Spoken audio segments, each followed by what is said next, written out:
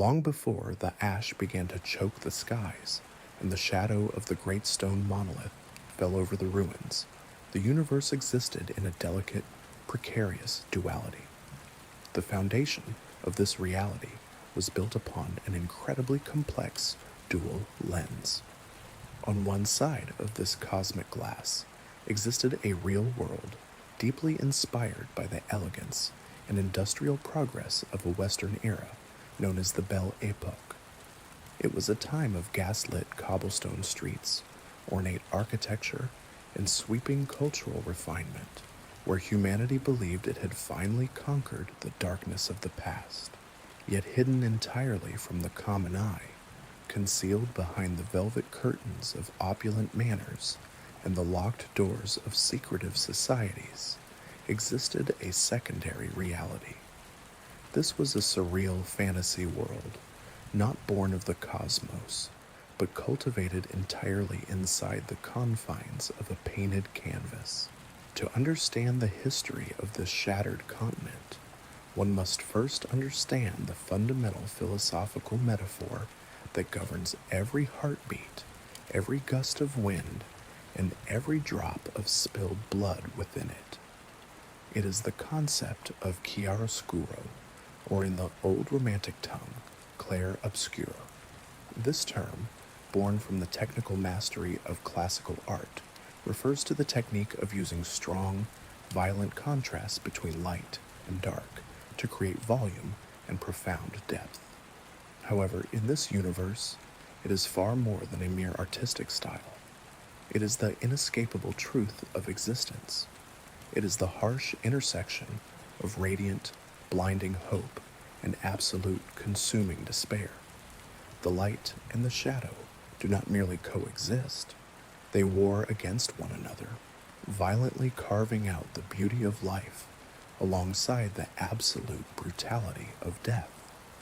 The inhabitants of the waking world, those walking the elegant streets of the Belle Époque, were completely unaware that their reality was being shaped and fractured by a shadow war.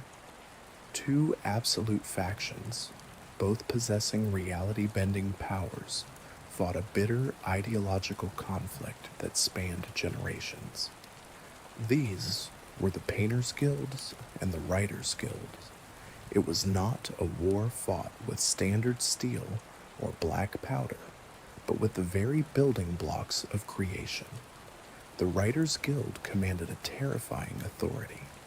They possessed the creative power to shape existence, rewrite history, and curse lineages through the absolute permanence of words.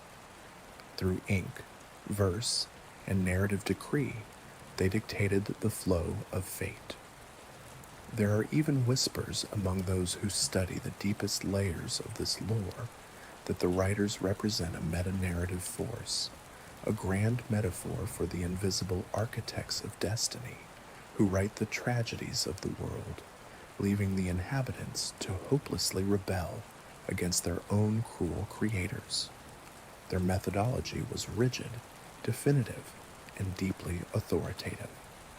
Standing in direct, violent opposition to them was the Painters' Guilds.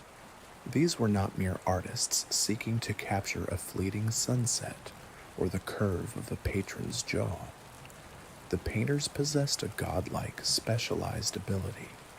With a brush dipped in the vibrant pigments of their own soul, they could project their consciousness onto a blank canvas, creating vivid, breathing worlds where their innermost thoughts, unique artistic styles, and raw emotions materialized into fully sentient realms. When a master painter stood before a canvas, they did not just paint a landscape.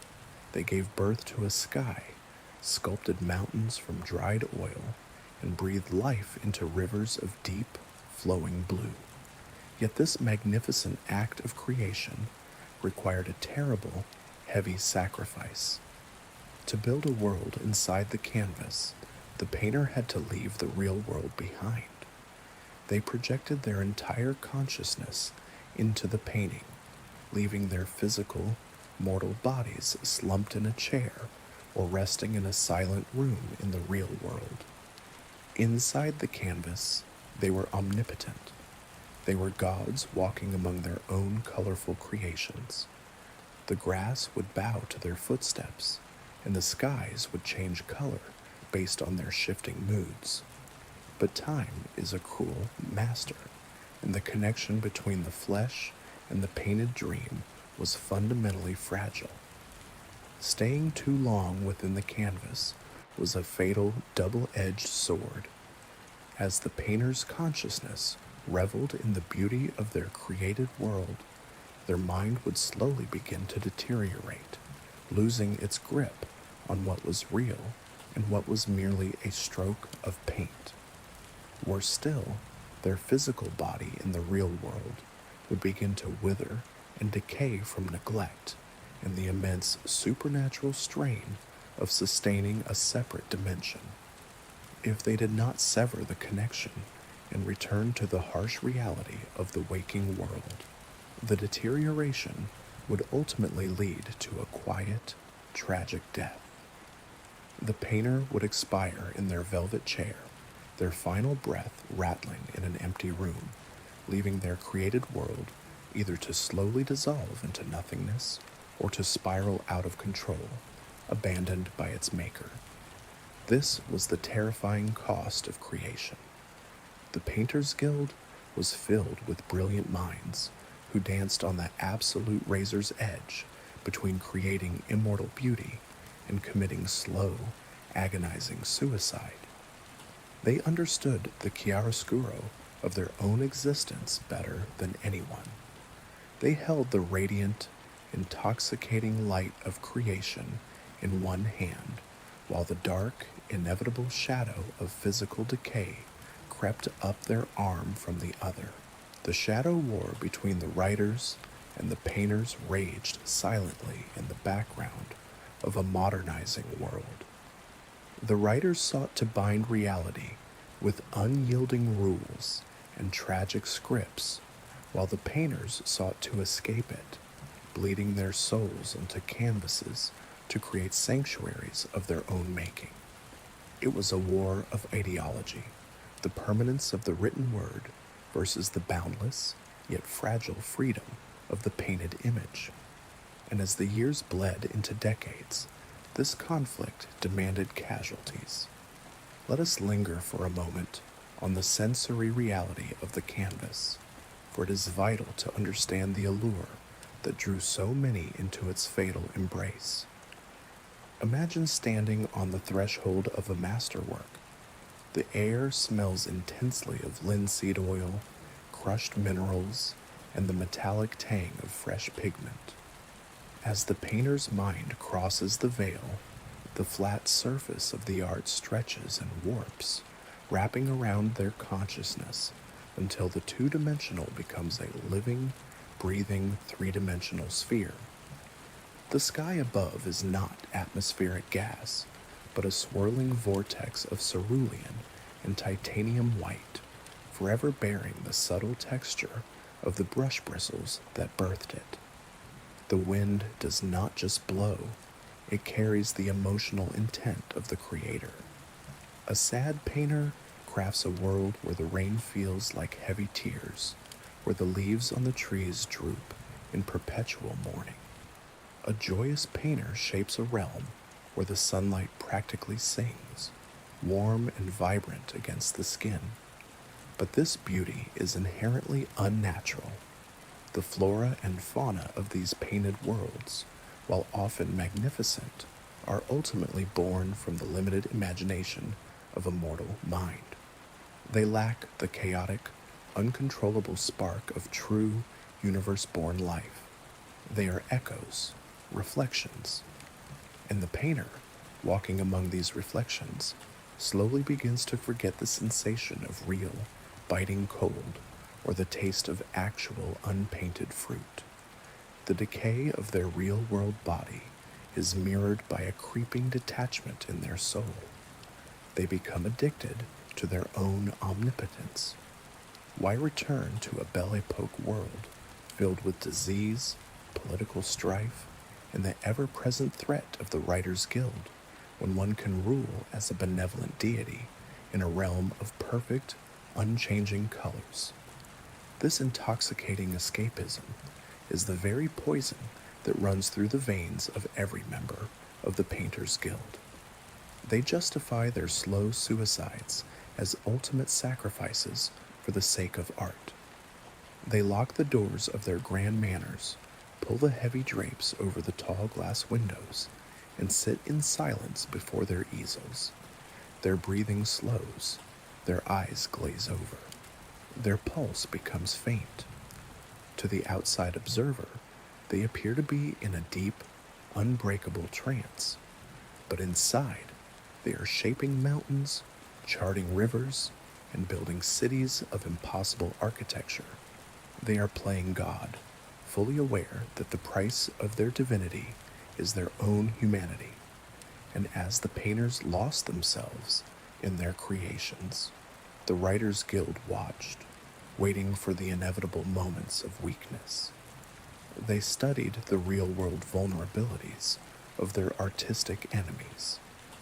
A painter trapped in a canvas cannot defend their physical body. They cannot protect their loved ones from the harsh realities of the waking world. The writers knew that to destroy a world, one did not need to enter the painting. One only needed to strike the hand that held the brush. This delicate, horrific balance of power, this eternal dance between the creators of worlds and the authors of fate, forms the bedrock of our tale. It is a cosmology defined by the desperate human desire to control reality and the catastrophic consequences that occur when that control slips. We must hold this truth firmly in our minds as we prepare to look upon the specific faces of those who would suffer most under its immense, crushing weight. A single powerful family of painters would eventually take the stage. Their actions would not only tip the balance of the Shadow War, but would also birth a tragedy so profound that it would fracture reality itself. The rain is falling heavy now, traveler. I can see the heaviness in your eyes, not just from the storm-swept streets of Old Lumière, but from the invisible burdens you carried today. You've spent hours running from your own Gommage, fighting silent battles in a waking world that demands your chroma at every turn. It is a ruthless, exhausting existence. But look at you, safe beneath this roof, still breathing, still here. Let the downpour wash away the weight of your reality, leaving it outside these walls. In this quiet refuge, guided by the steady rhythm of the rain, you are safe. If you find solace in this storm, consider leaving a gentle like and subscribe, a quiet beacon to keep this sanctuary open against the encroaching cold. We have only just scratched the surface of the canvas. As the rain washes the present away, the shadows pull us deeper, straight into the tragic ruin of the Descendre family. The focal point of this impending cosmic fracture was a lineage of unparalleled prestige known as the Descendre family. Within the shadowed, gaslit streets of the Belle Époque reality, they were not merely practitioners of the brush. They were the absolute aristocracy of the Painters Guild. Their sprawling, opulent manor stood as a testament to their mastery over the canvas, a grand estate filled with the heavy scent of aged mahogany, crushed lapis lazuli, and the sharp, metallic tang of linseed oil. The halls were lined with gilded frames that whispered with the latent, humming energy of dormant worlds. To be a Descendre was to carry the divine spark of creation in one's very blood. The family consisted of 5 members, each intricately bound together by a profound, almost suffocating web of devotion and artistic brilliance. At the head of this formidable household was the father, Renoir, a man of quiet intensity and immense, terrifying power. His artistic vision was structural and absolute, anchoring the more volatile creative energies of his kin. Beside him stood the mother, Aline, a woman whose name commanded absolute reverence across the hidden societies of their world. Her mastery over the medium of creation was so complete that she had once served as the esteemed head of the Painters' Council, the highest governing authority among those who shaped reality through art. Beneath the protective, overshadowing canopy of their parents' colossal reputations grew 3 children, each inheriting a fragment of the Desandra genius. The eldest daughter was Clea, a prodigy of staggering talent. Even in her youth, the severe, invisible weight of her family's monumental expectations was already settling upon her shoulders, demanding perfection in every stroke she painted.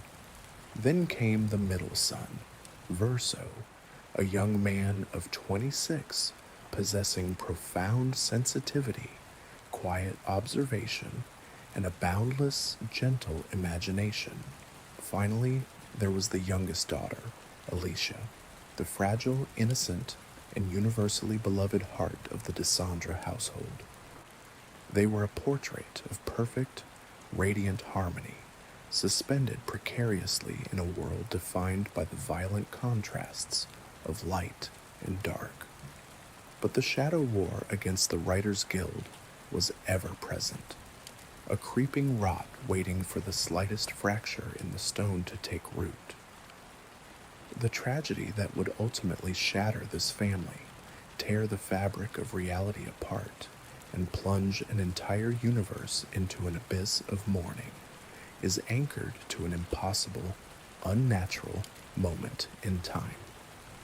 It occurred in the bitter, freezing winter of the year 1905. To speak of this event requires an understanding of a terrifying temporal anomaly. The date of the catastrophe is recorded in the dark, blood-stained archives of their history as December 33rd. A calendar month cannot possess 33 days. It is a logical impossibility, an affront to the natural order of time and celestial movement. Yet the very fabric of reality warped and groaned to accommodate this abhorrent date. The repetition of the number 3 was not a mere coincidence. It carried a profound, terrifying metaphysical significance. It signified the snapping of fate, the beginning of unbreakable eternal cycles, and the locking of a world into an infinite, inescapable loop of grief. On that impossible day, the cold air outside the Desandra manor was perfectly still. Inside, the fireplaces crackled with warm, comforting light, but the defenses of the great painter family had been compromised. The Writers' Guild had finally found a way to bypass the intricate wards that protected the estate. They did not breach the heavy oak doors with brute force, nor did they shatter the stained glass windows. Instead, they slipped through a conceptual crack, exploiting a subtle, unseen vulnerability that the youngest daughter, Alicia, had completely unintentionally created. In her childish innocence, she had come into brief, accidental contact with the enemies of her bloodline, unknowingly carrying a thread of their destructive narrative back into the safety of her home. The attack was sudden, silent, and absolute. The Writers' Guild did not merely set fire to the physical structure of the manor. They authored an inferno. The fire that consumed the Desandra estate on December 33rd was a terrifying manifestation of aggressive text and hateful poetry. It smelled of burning parchment, ozone, and the bitter ash of erased history. The flames did not flicker randomly. They danced in the shape of cursive letters, wrapping around the stone pillars and devouring the magnificent tapestries with calculated malice. The fire ate away at the very concepts that held the house together, turning the opulent halls into a chaotic, suffocating labyrinth of smoke and collapsing reality. Panic erupted within the manor as the choking black smoke filled the corridors. The heat was unbearable, a physical manifestation of the writer's deep ideological hatred for the painters. In the chaos of the collapsing estate, the family was tragically separated. As the heavy wooden beams of the ceiling began to groan and splinter, raining embers down upon the priceless carpets, the middle son, Verso, found himself desperately searching the smoke-filled darkness. Through the roaring din of the flames, Verso saw her.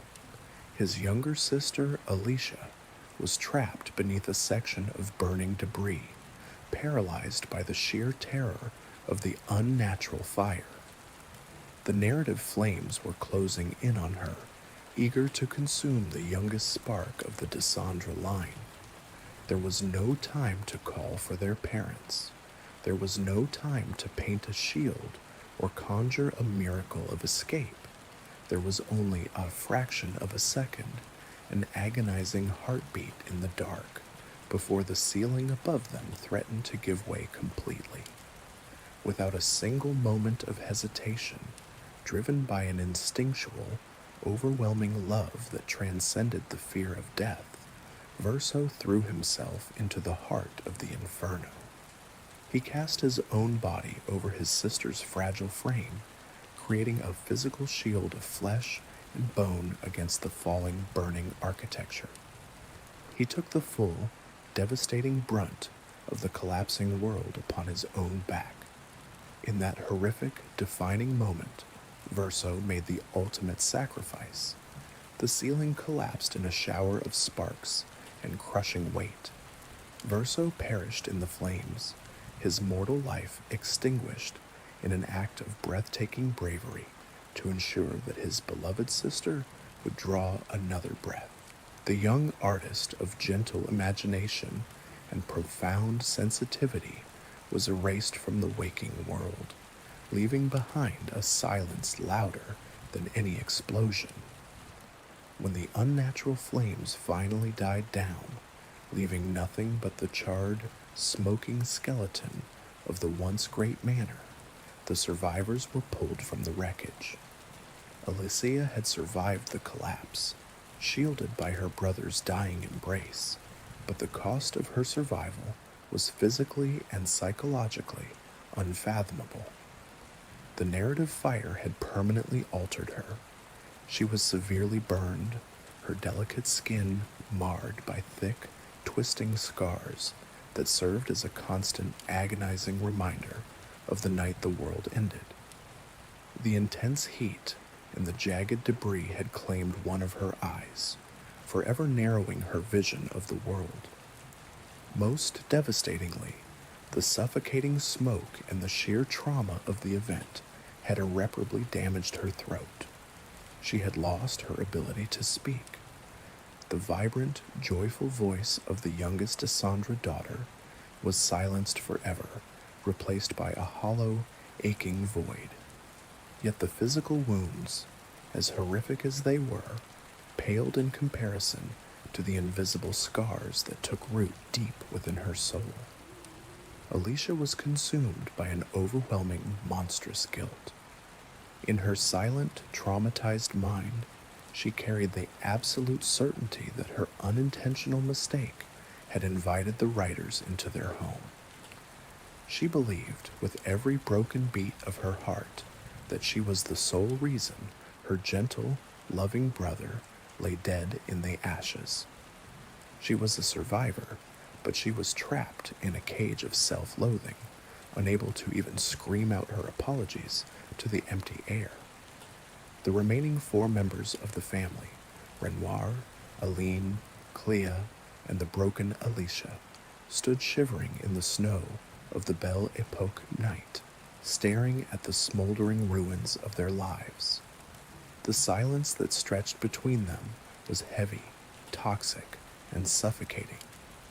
No words of comfort could bridge the chasm that had just opened beneath their feet.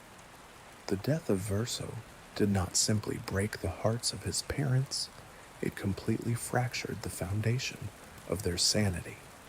It plunged the entire Descendre family into a bottomless, suffocating abyss of mourning.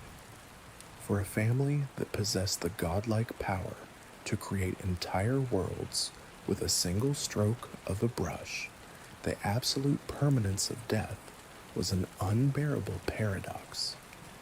They could paint mountains and command the oceans, yet they could not breathe life back into the charred, lifeless body of their son. This agonizing impotence, this terrifying clash between their omnipotent artistic power and their fragile mortal grief, was the catalyst that would change the cosmos forever. The tragedy of December 33rd, 1905, was not the end of the Descendre story. It was the violent, bloody spark that would eventually ignite the fabric of reality itself, setting the stage for a desperate, catastrophic attempt to rewrite the laws of life and death.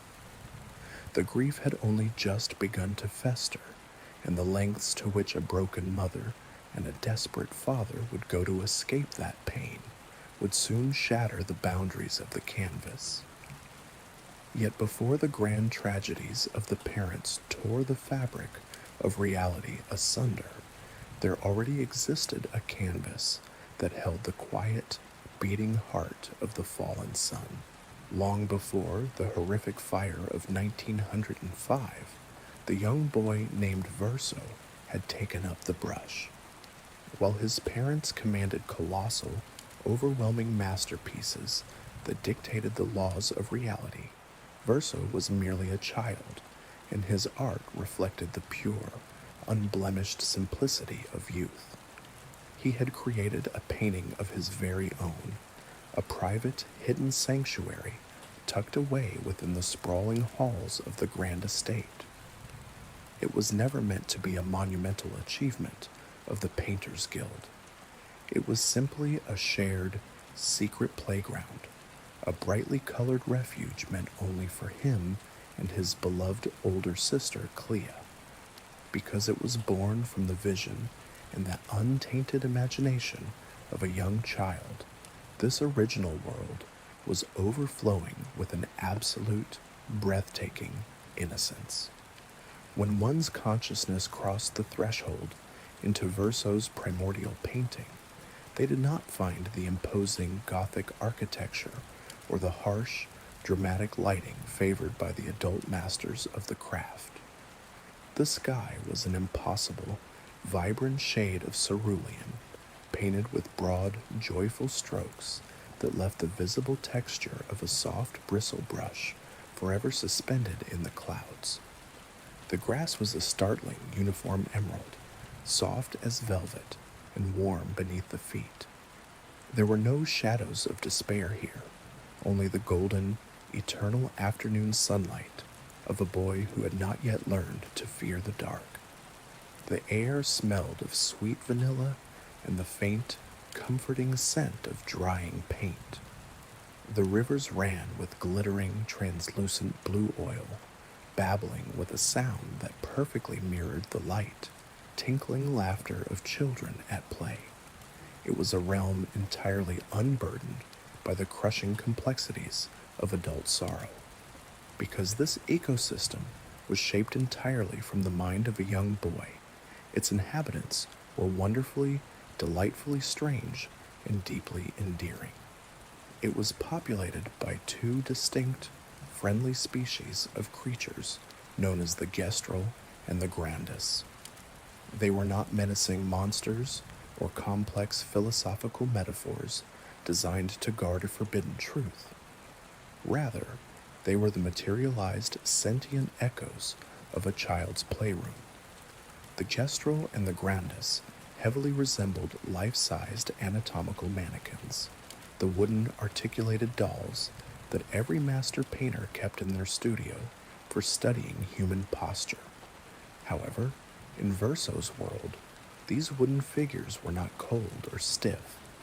They were warm, gentle, and brimming with a quiet, observant life.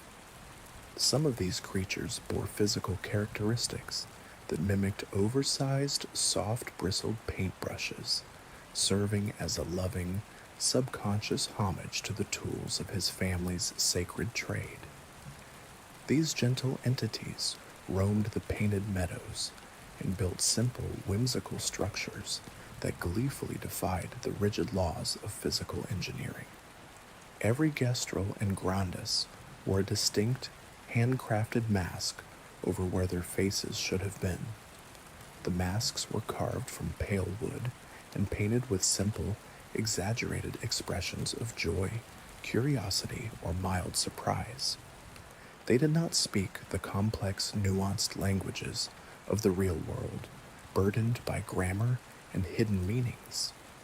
Instead, they communicated through a completely naive culture in a simplistic, rhythmic language that accurately and beautifully reflected the exact developmental age and limited vocabulary of the young boy at the time he created them. Their society was one of perpetual sharing, of simple games like hide and seek, and of an innocent, unquestioning adoration for the young boy who had dreamed them into existence. They danced under the painted sun, their wooden joints clacking softly like wooden wind chimes in a gentle, warm breeze. At the very center of this vibrant, naive ecosystem stood a creature of profound comfort and almost mythical status within the boundaries of the canvas. This entity was known to the inhabitants as Esqui. Esqui was not born from the shape of a wooden mannequin or a painter's brush, but was instead materialized directly from Verso's most cherished worldly possession, his favorite, well-worn teddy bear. In the harsh reality of the waking world, the bear had been small enough to be tightly clutched to a child's chest during a terrifying thunderstorm.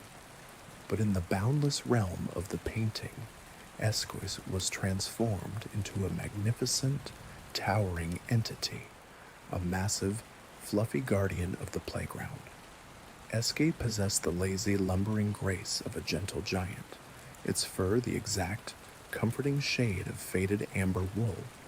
It emanated a constant, radiant warmth, a physical manifestation of the absolute safety and love that Verso felt when he held his toy close in the dark. To be near Esqui was to feel the absolute, unconditional protection of childhood, a place where no nightmare could ever possibly reach. For a brief, golden period of time, this primordial canvas served as a perfect escape for Verso and his sister Clea. They would leave their physical bodies resting safely in the quiet rooms of the manor and project their minds into the painting to run, laugh, and play with the masked mannequins and the giant sleeping bear.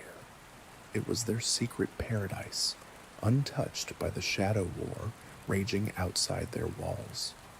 But this innocent sanctuary was ultimately destined to become a haunting tomb. The terrifying reality of the painter's power is that the metaphysical connection between the mortal soul and the painted canvas is deeply, dangerously profound.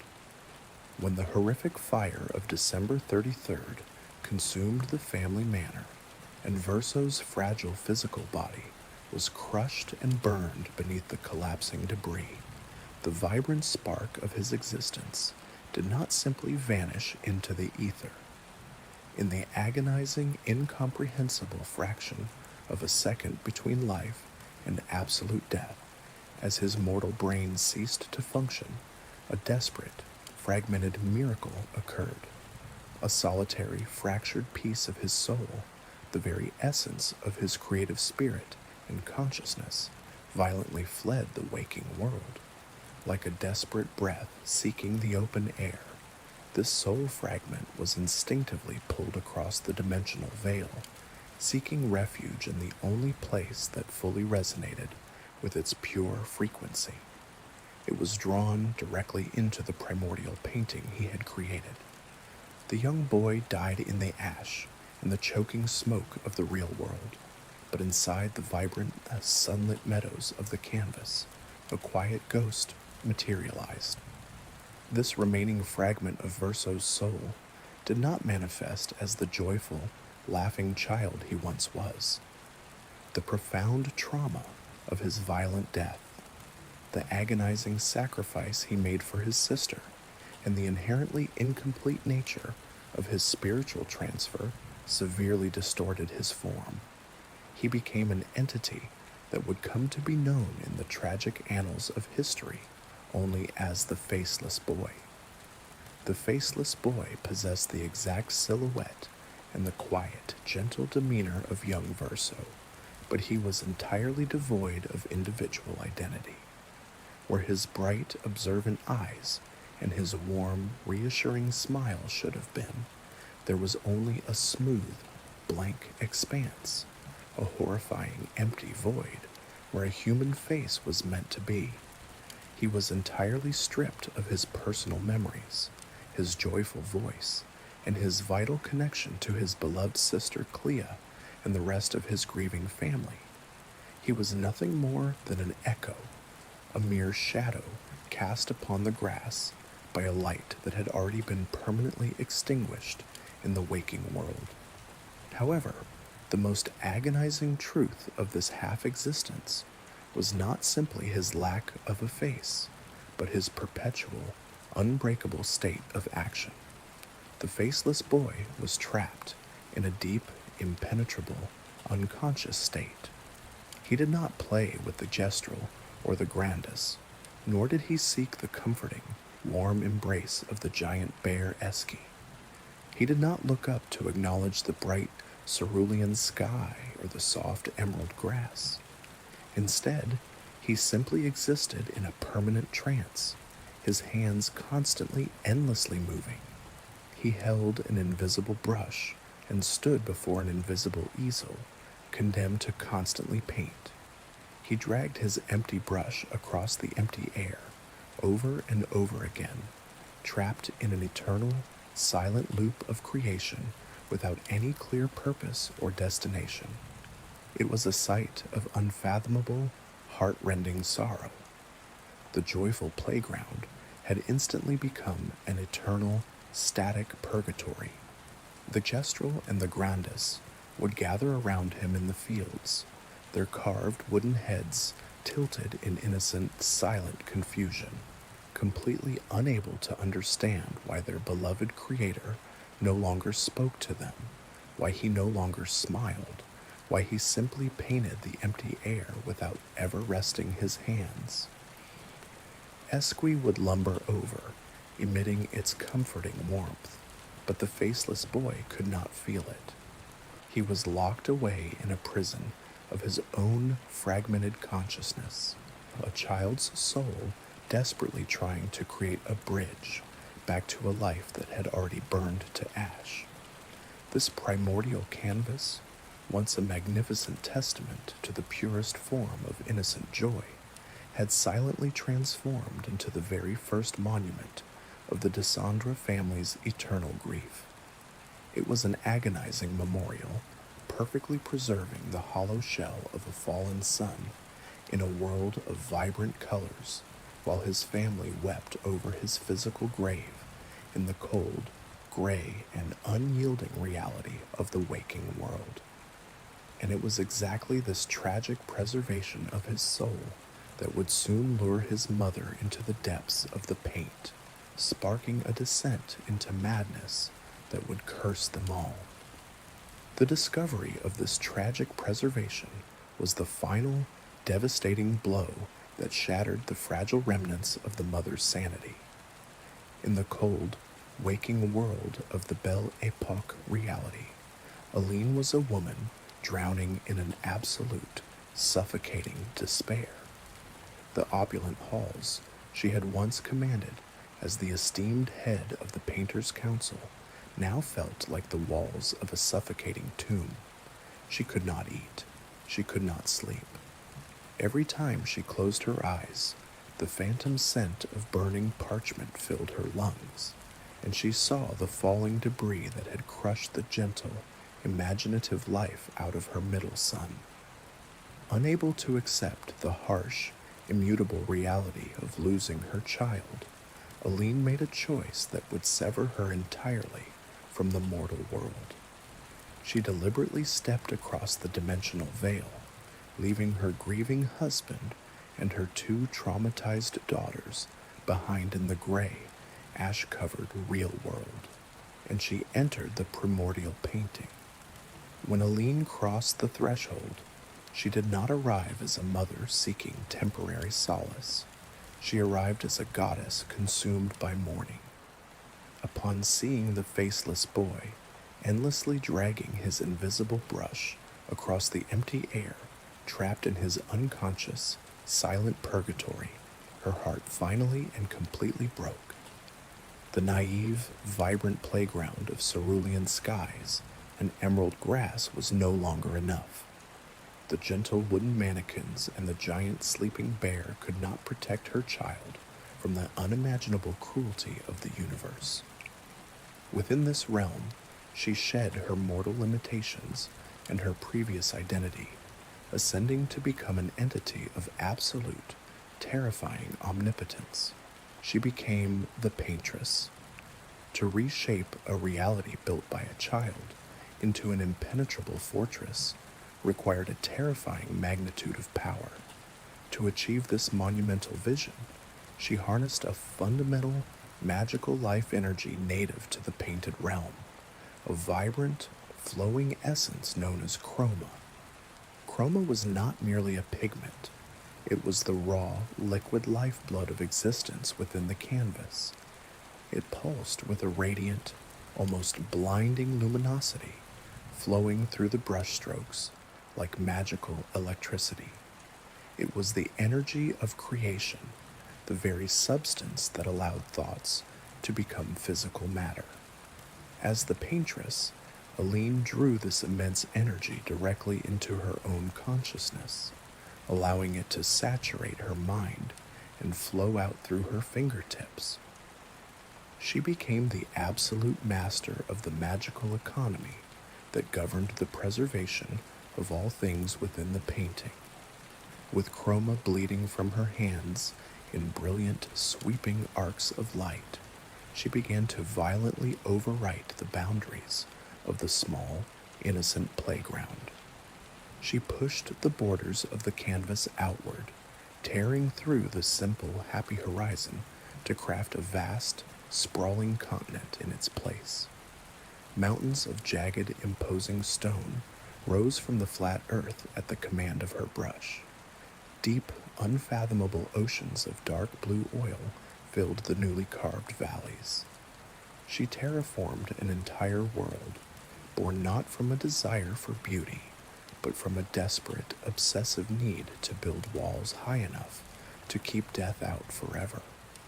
At the very heart of this newly forged geography, she focused the entirety of her architectural genius. With meticulous, agonizing attention to detail, she built the magnificent city of Lumière. Lumière was not a city of fantasy.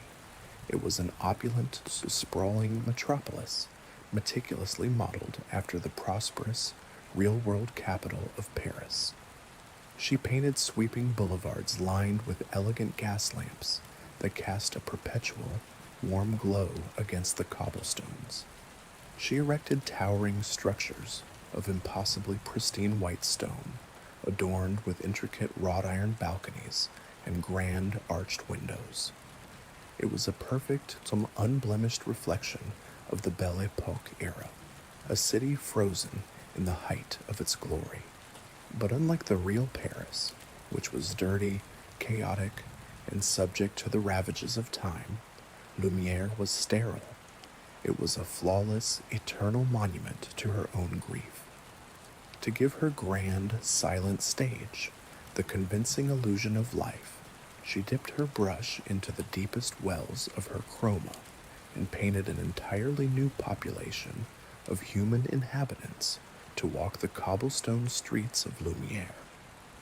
These citizens went about their daily routines, baking painted bread, reading painted newspapers, and carrying on conversations under the painted sun.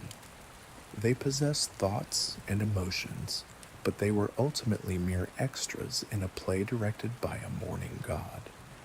They were created to populate a sanctuary, to provide a comforting backdrop of normalcy, to mask the horrific, unnatural silence of the canvas. But the most severe, terrifying manifestation of her grief was the masterpiece she reserved for the very center of the city. The paintress could not reach back into the real world and resurrect the true Verso, nor could she drag her living husband and daughters into the painting permanently without causing their physical bodies to wither and die. Her solution was born of pure, toxic desperation. In the grandest manner of Lumière, carefully mixing her memories with overwhelming quantities of chroma, Aline painted artificial, flawless versions of her own flesh and blood. First, she painted her husband, crafting a painted Renoir who possessed all of his quiet intensity and structural brilliance, but none of his real-world sorrow. Then, she painted her eldest daughter, bringing forth a painted Clea who embodied absolute artistic perfection, completely unburdened by the crushing pressure of her real-world lineage. Next, she painted her youngest daughter, creating a painted Alicia whose skin was perfectly smooth, completely devoid of the horrific burn scars, and whose bright, joyful voice rang out through the halls, completely erasing the mute, traumatized reality of the survivor she had left behind. Finally, she painted over the faceless boy. She layered her thick, heavy illusions over the fragmented soul of her dead son, forcing him into the mold of a painted Verso, creating a flawless, breathing replica to replace the child she had lost. When she laid down her brush, the masterpiece was complete. Her family was whole once more. They sat together in the grand dining room of the painted manor, laughing, speaking, and breathing just as they had before the devastating fire of 1905. To look upon them was to witness an absolute miracle of art. However, the tragedy of this creation lay in its horrifying permanence. Driven by an all-consuming toxic terror of the waking world, Aline granted these artificial creations absolute immortality. She wove her chroma so deeply into their painted forms that they could never age, never fall ill, and never be touched by the chaotic, unpredictable tragedies of reality. She guaranteed that she would never again have to experience the soul-crushing agony of losing a loved one. Yet in her desperate attempt to conquer death, she fundamentally eradicated life. She permanently locked her loved ones in a stagnant, unchanging loop of existence. A life without the possibility of an end is a life devoid of meaning, growth, or consequence. The painted family would repeat the same joyful days, speak the same cheerful phrases, and inhabit the exact same emotional space for all of eternity. They were perfect, immortal dolls trapped inside a breathtaking gilded dollhouse. This was the terrifying descent of the mother. She had transformed her profound, empathetic love into a tyrannical, suffocating cage. Her desire to protect had mutated into a toxic need to control every variable of existence. The radiant, blinding hope of a reunited family was cast in the darkest, most absolute shadow of chiaroscuro. The paintress had become the warden of an immortal prison, singing a captivating but lethal lullaby of overprotection. She had built a paradise of lies, entirely refusing to acknowledge the agonizing, necessary truth that to truly live, one must be allowed to suffer, to change, and eventually to die. She sat upon her throne of vibrant colors, completely unaware that her refusal to let go would soon summon a devastating reckoning from the very husband she thought she had perfectly recreated. The reckoning did not come from the cheerful, perfect replica sitting at the head of the painted dining table, but from the gray, decaying reality left behind. In the waking world, the real Renoir, the brilliant and commanding patriarch of the Descendre lineage, sat alone in the cold, oppressive silence of his study. The fire in the hearth had long since burned down to white ash, casting long, hollow shadows across the hardwood floor. Before him, slumped in a heavy velvet armchair, rested the physical body of his wife, Aline. To the untrained eye, she might have appeared to be in a state of deep, peaceful slumber. But Renoir, a master of the Painters Guild, knew the horrifying truth of their terrifying craft. He understood the fatal double-edged sword of their godlike abilities. He watched with mounting, suffocating dread as the vibrant, commanding woman he loved began to slowly wither away before his very eyes. Her breathing had become devastatingly shallow, a mere whisper of air that barely disturbed the stillness of the room. Her skin, once flushed with the warmth of life and the passion of creation, had turned a translucent, sickly pallor, resembling the fragile, stretched canvas upon which they built their dreams. Aline was sinking entirely into the dream realm, completely losing her true identity to the toxic, vibrant illusion she had constructed.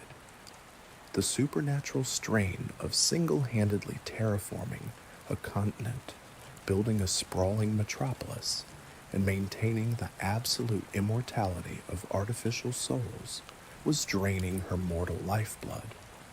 She was facing imminent death in the real world due to staying in the painting for far too long. Renoir knew that if the connection was not violently severed, her heart would simply stop beating in the velvet chair, and she would become nothing more than a permanent, tragic ghost haunting a world of her own making. Renoir was a man who had already endured the incomprehensible agony of watching the ceiling collapse upon his gentle middle son. He had buried Verso in the cold, unyielding earth of the Belle Époque reality. He absolutely refused to bury his wife beside him. He realized that the only way to save her physical life was to completely annihilate her painted paradise. He had to become the very monster she was desperately trying to hide from. With a heart heavy with sorrow and a mind hardened by grim, unyielding resolve, the father decided to intervene. Renoir approached a blank canvas in his study, picking up a brush not to create, but to unmake. He did not project his consciousness to join his wife in her sunlit parlor. Instead, he infiltrated the painting under a terrifying, absolute new mantle. He abandoned his identity as a loving husband and a grieving father, and he entered the world as the curator. In the language of the artistic world, a curator is the guardian of the gallery, the absolute authority who decides what art is worthy of preservation and what must be removed, archived, or utterly destroyed for the sake of the collection's integrity. Renoir carried the absolute, unshakable will to destroy this corrupted world in order to enforce salvation. When his consciousness tore through the dimensional veil and materialized upon the painted continent, the very air of Lumière grew heavy and suffocating. The vibrant cerulean sky briefly flickered to a bruised, turbulent violet, a sudden, violent manifestation of his immense, oppressive presence. The curator marched through the meticulously painted cobblestone streets of the grand capital, the artificial citizens, going about their perfectly scripted endless days, froze in absolute terror as he passed. His aura was one of severe geometric destruction, where Alien's power flowed like warm, radiant liquid, Renoir's power moved like a grinding tectonic force. He arrived at the imposing iron gates of the grand painted manor, where his wife sat upon her throne of illusion, surrounded by the flawless, immortal mockeries of their children. When Aline, the Paintress, stepped out to meet him, the fundamental metaphor of their universe, the absolute, violent contrast of chiaroscuro, was fully realized. She stood bathed in the blinding, radiant light of a mother's desperate, manic hope. He stood cloaked in the absolute, crushing shadow of a father's grim, realistic despair. She begged him to lay down his power, to join her in the eternal, painless loop she had crafted, pointing to the laughing, perfect replica of Verso as proof of her divine triumph. But the curator simply looked upon the soulless, artificial boy and felt a wave of profound, existential disgust. He told her the harsh, unyielding truth, that this was not their son, that this was a grotesque cage of stagnation, and that she was slowly, agonizingly committing suicide in the waking world. He demanded that she drop her brushes, dissolve the city, and return to the painful, necessary reality of their mortal lives. The Paintress violently refused. Consumed by her trauma, she could not fathom returning to a world where her children could bleed, age, and burn.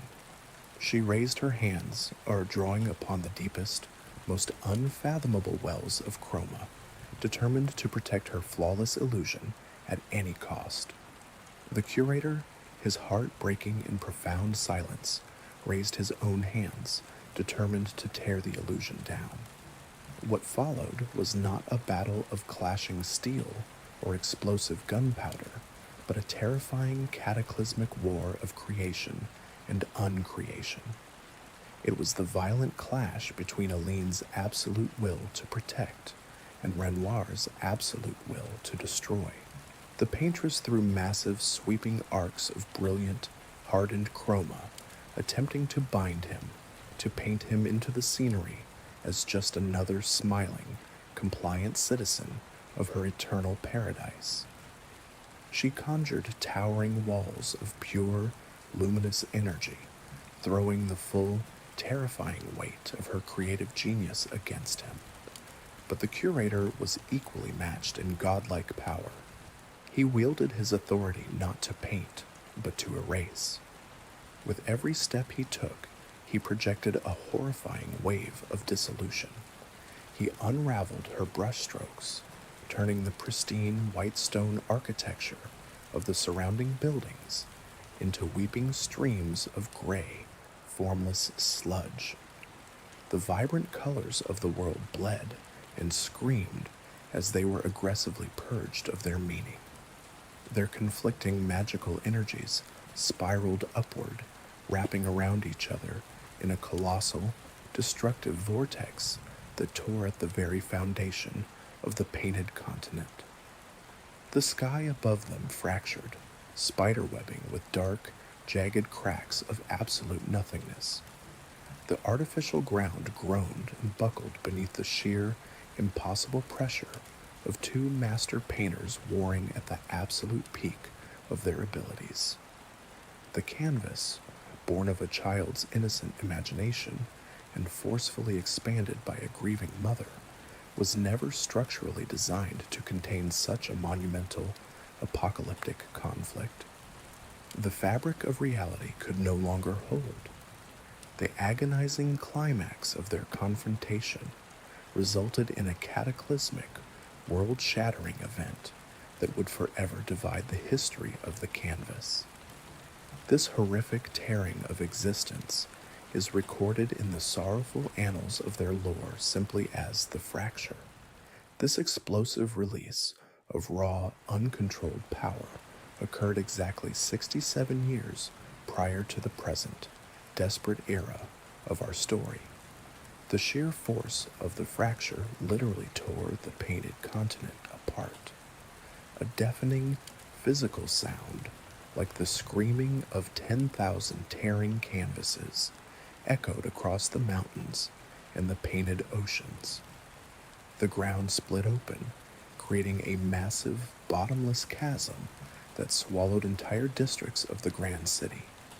The magnificent, eternal capital of Lumière, carefully modeled after the prosperous Paris of the real world, was violently, irreparably split in two. The consequences of this division were absolute and terrifying. The portion of the city that fell fully under the devastating, unmaking influence of the Curator's power suffered a horrifying transformation. It became known as Old Lumière.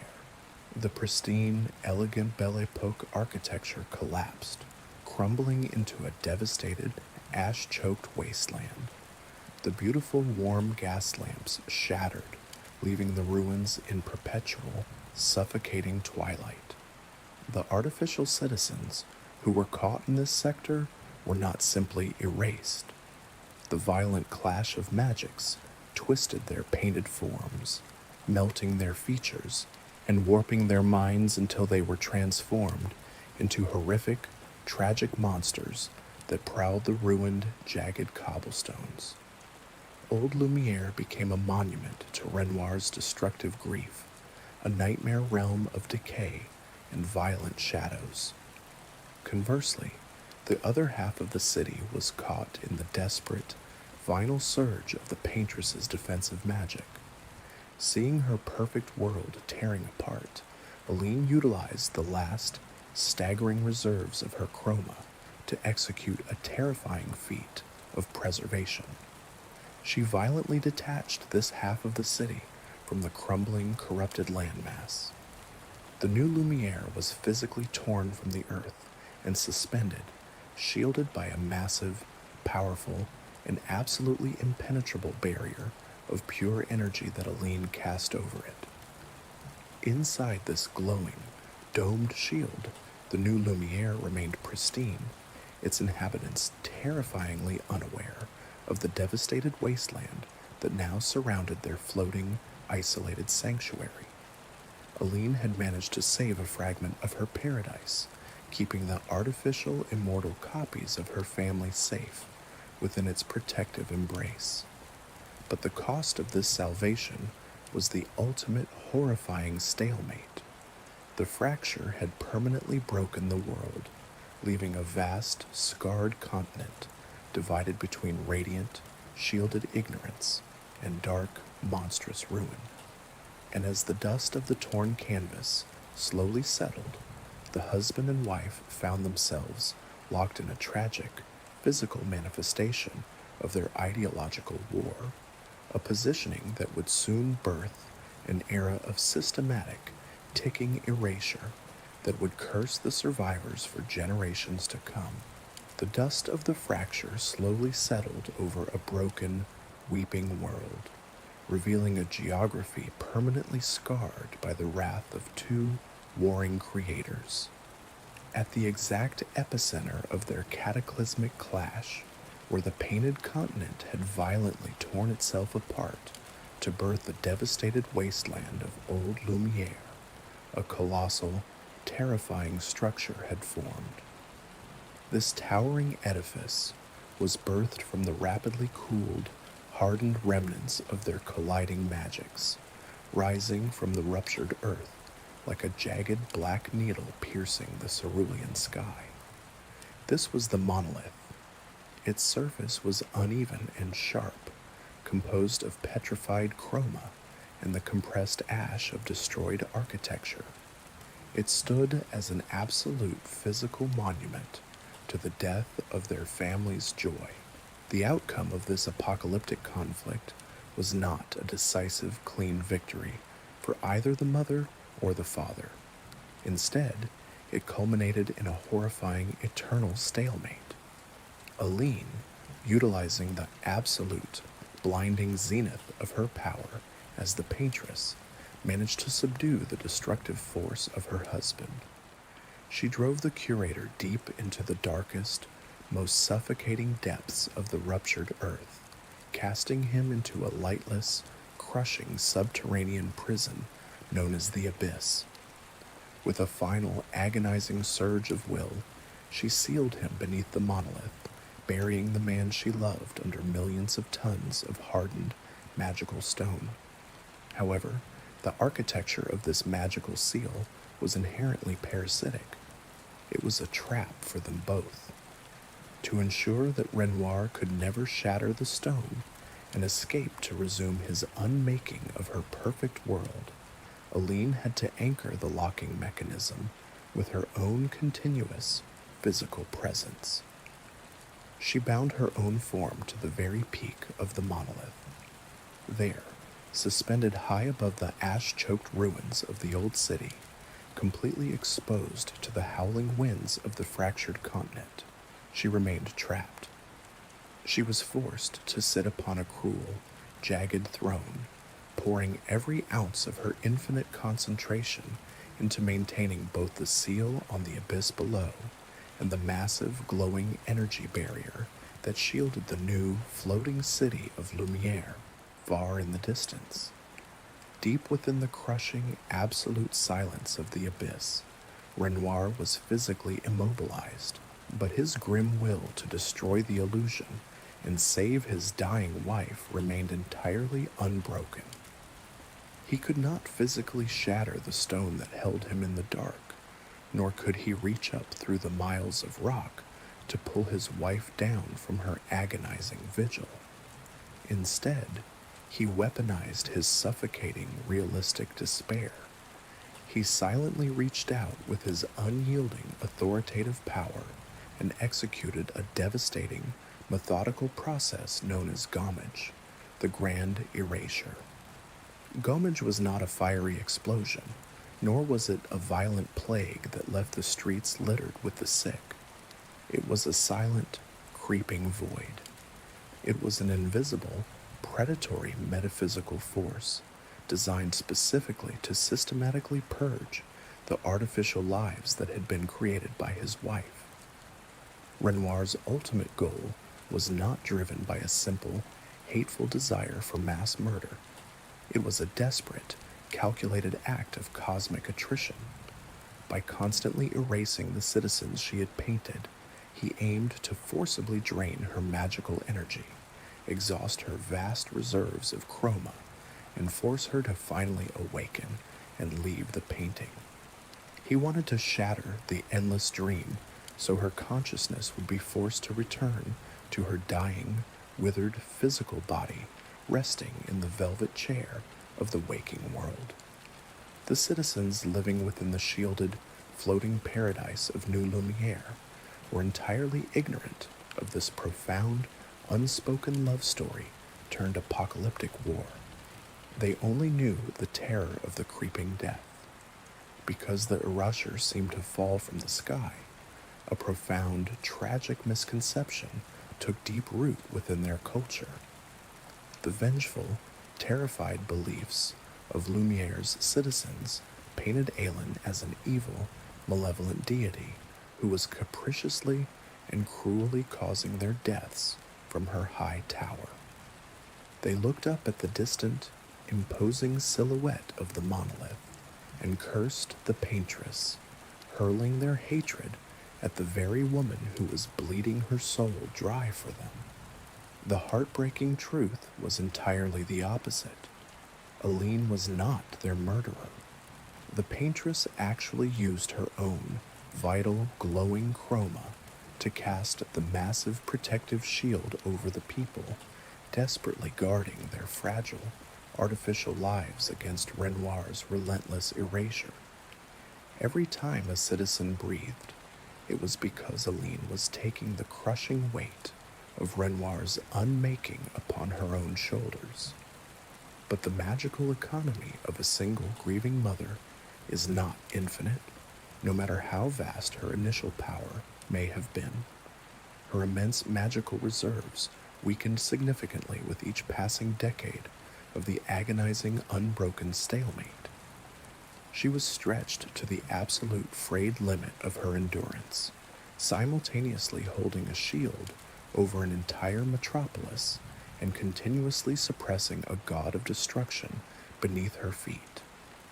Powerless to completely halt the relentless tide of the erasure forever, Aline found herself falling into deep, exhausted slumbers at the peak of the spire.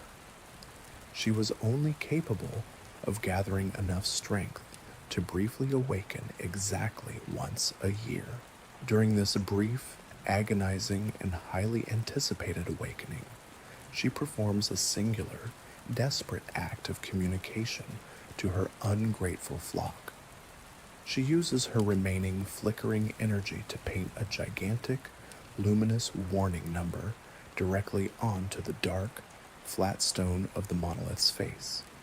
This glowing number is not a cruel curse or a random hex, but a tragic, strictly mathematical diagnosis. It represents the exact maximum age that her waning chroma can still actively protect. It is the absolute threshold of her failing strength. The rules of this cosmic attrition are absolute, uncompromising, and deeply terrifying. Anyone who reaches that specific age, or is already older than the painted number, finds themselves suddenly and violently surpassing the limits of Aline's protective shield. The very second they cross that temporal boundary, they lose the mother's protection and are left completely exposed to the dark, churning power of the Curator reaching up from the abyss. They are instantly, silently gommaged, erased from existence by Renoir's unyielding puritanical power. To witness a Gommage is to witness the absolute dismantling of a soul. It is not a death that leaves a physical corpse for a grieving family to mourn and bury. When the erasure takes hold of a citizen, their body simply stops moving. The vibrant, warm colors of their painted flesh rapidly mute into a flat, lifeless monochrome gray. The very outlines of their form begin to smudge and violently blur, as if a massive, invisible thumb is aggressively rubbing away the charcoal strokes of their being. Then, in a horrific, silent flurry of dissolving pigment and floating ash, they vanish entirely into the wind, leaving nothing behind but a perfectly empty space and the agonizing, lingering memory of their existence. In the early years following the fracture, when Aline's power was still vast and her defensive resolve was fresh, the luminous number she painted upon the dark stone was 99. At that time, the horror of the Gommage was a distant threat. Only the eldest and most weary of the painted citizens, those who had lived a full and lengthy existence within the illusion, were claimed by the silent void. But as the decades relentlessly ground on, the immense crushing pressure of Renoir's assault from below took its heavy, undeniable toll on the mother above. The shield began to thin, the number began to fall.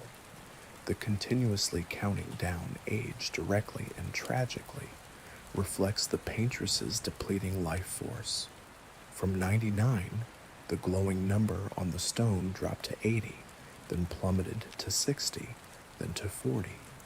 Every single year, the citizens of Lumière stand in their cobblestone streets in terrified, breathless silence, watching the distant monolith as the old number fades and the new, inevitably lower number manifests upon the stone. They watch in collective horror as the threshold of survival tightens like a noose. They watch as their grandfathers, their parents, their friends, and eventually their older siblings are claimed by the cruel arithmetic of the Shadow War. It has become a slow, agonizingly predictable apocalypse, a society defined entirely by the cold, mathematical certainty of their own vanishing. In the present, desperate era of this painted tragedy, the number weeping from the stone has plummeted to a terrifying 33. The protective shield is critically failing. The mother at the peak is dying, her light barely a flicker against the encroaching dark. The people of Lumière are now being systematically erased in the absolute prime of their young lives, their chroma violently dissolving into the wind while they continue to curse the very woman who is desperately sacrificing her last breaths to give them one more day. The intimate tragedy of the Descendre family had seamlessly transformed into a mechanized, ticking slaughter, a colossal clock counting down to the absolute, undeniable oblivion of the entire world. But even in this perfectly engineered machine of death, variables exist, and the children left behind in the waking world would not simply watch their parents tear each other apart without intervening. While the mother and the father were locked in their apocalyptic, painted stalemate of creation and uncreation, the brutal reality of the Belle Époque world outside the canvas continued to turn. In the cold, ash-covered remnants of the family estate, only one figure of authority remained to shoulder the crushing, monumental weight of the Descendre legacy. This was the eldest daughter, the real Clair, but to effectively fight the Writers' Guild and protect the broken, mute survivor that was her youngest sister, Clair needed her full, undivided concentration. She could not wage a global, reality-altering war while her parents were slowly, agonizingly committing suicide in a canvas resting in their study. Clair observed the immense, terrifying flow of magical energy bleeding from her parents' dormant physical bodies. She realized, with a profound, calculating clarity, that both her mother and her father were hopelessly trapped in a vicious, unbreakable cycle. The war to protect and destroy the painting was fundamentally a war of magical attrition, an endless tug of war over the life energy known as chroma. If she did nothing, the stalemate would last for decades, completely draining them both until their mortal hearts simply stopped beating in their chairs. Clair, forced to cast aside her own profound sorrow, made a cold, pragmatic, and utterly ruthless decision. She would intervene in the painted world to forcibly save her parents from their own madness, thereby freeing her hands and her magical reserves to focus entirely on the external war against the Writers' Guild. However, Clair was far too intelligent to launch a direct frontal assault against the combined godlike powers of the mother and the father. A direct confrontation with her mother's massive, desperate creative power would be suicidal and counterproductive. She needed a tactical, surgical strike to break the eternal deadlock. She needed to tip the scales in favor of her father's grand erasure, to accelerate the draining of her mother's power so that the Paintress would be violently forced to awaken and return to the waking world. To achieve this horrific salvation, Clair looked into the depths of her mother's grand, immortal illusion. There, walking the cobblestone streets of the glowing, shielded city, completely unaware of the looming apocalypse, was her mother's masterpiece. It was the flawless, artificial replica of the family, and among them, smiling with a perfect, unburdened grace, was the painted version of Clea herself. The real Clea possessed a superior, chillingly precise painting talent. She did not just create, she analyzed, deconstructed, and expertly manipulated the medium. Standing before the canvas in the quiet, dusty study of the real world, the elder daughter took up a brush, dripping with dark, corrupting pigment. She targeted her own radiant, artificial reflection. In an act of profound, agonizing self-mutilation and brilliant tactical cruelty, she utilized her immense skills to aggressively paint over the identity of the painted Clea. The psychological horror of this act cannot be overstated. The real Clea, hardened by war and trauma, reached into the sanctuary and violently erased the innocent, joyful perfection of the girl she was supposed to be. She stripped away the warm, vibrant colors of her painted counterpart, replacing them with harsh, jagged strokes of malice and twisted purpose. She corrupted the artificial soul that her mother had so lovingly crafted. Through this dark metamorphosis, she transformed the painted Clea from a cheerful, immortal daughter into a terrifying, ruthless monster factory known to the inhabitants of the canvas as the Nevron. To conceal this horrific engine of destruction from the desperate, glowing gaze of the Paintress sitting at the peak of the stone monolith, the real Clea constructed a massive Gothic fortress high above the clouds. She imprisoned her corrupted reflection within the twisting, shadowy halls of the flying manor. This airborne tomb was a jagged, floating nightmare of dark stone and shattered glass, suspended far out of reach, completely detached from the ruined ground of the old city and the glowing barrier of the new city.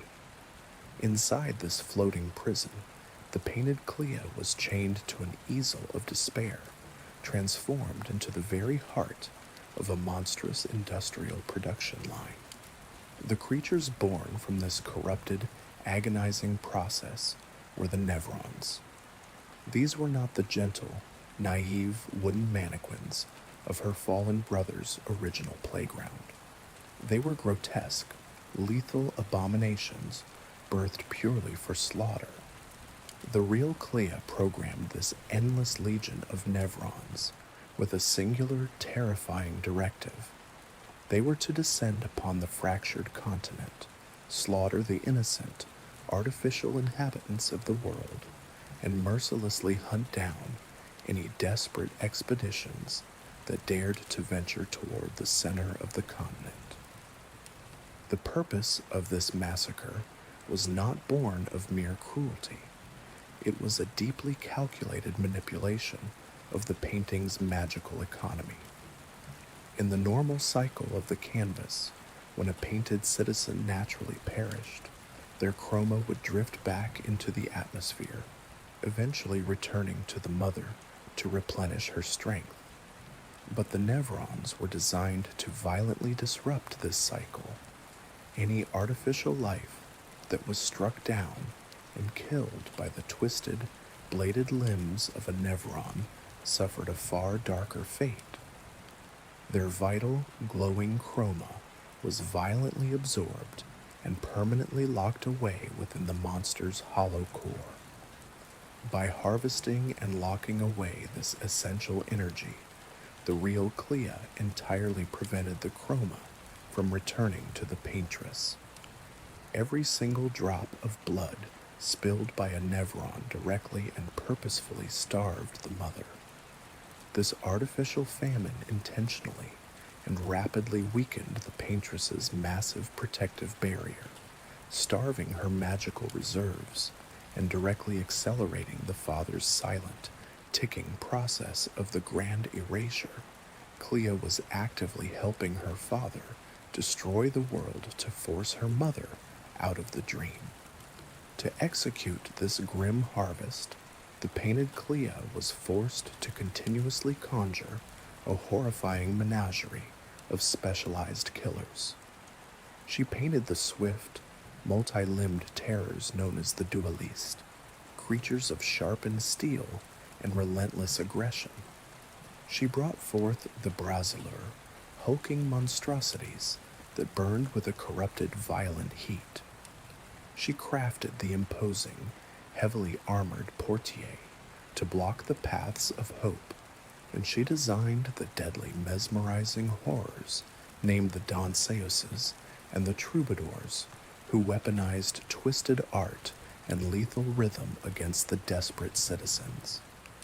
But the absolute, crowning tragedy of this strategic intervention lay in the mind of the prisoner within the floating manor. When the real Clea violently painted over her artificial reflection, she did not completely erase the replica's mind. With a cruelty born of necessity, she allowed the painted Clea to retain a single, agonizing sliver of consciousness. Deep beneath the monstrous programming, the painted Clea remained entirely aware of her own actions. She sat in the dark, cold halls of the airborne tomb, her hands moving against her own will, dripping with the dark, heavy paint of corruption. She was continuously, endlessly tortured by the horrific realization that she was being used as a weapon against her own creator. She was forced to create nightmares to murder the very people her mother loved.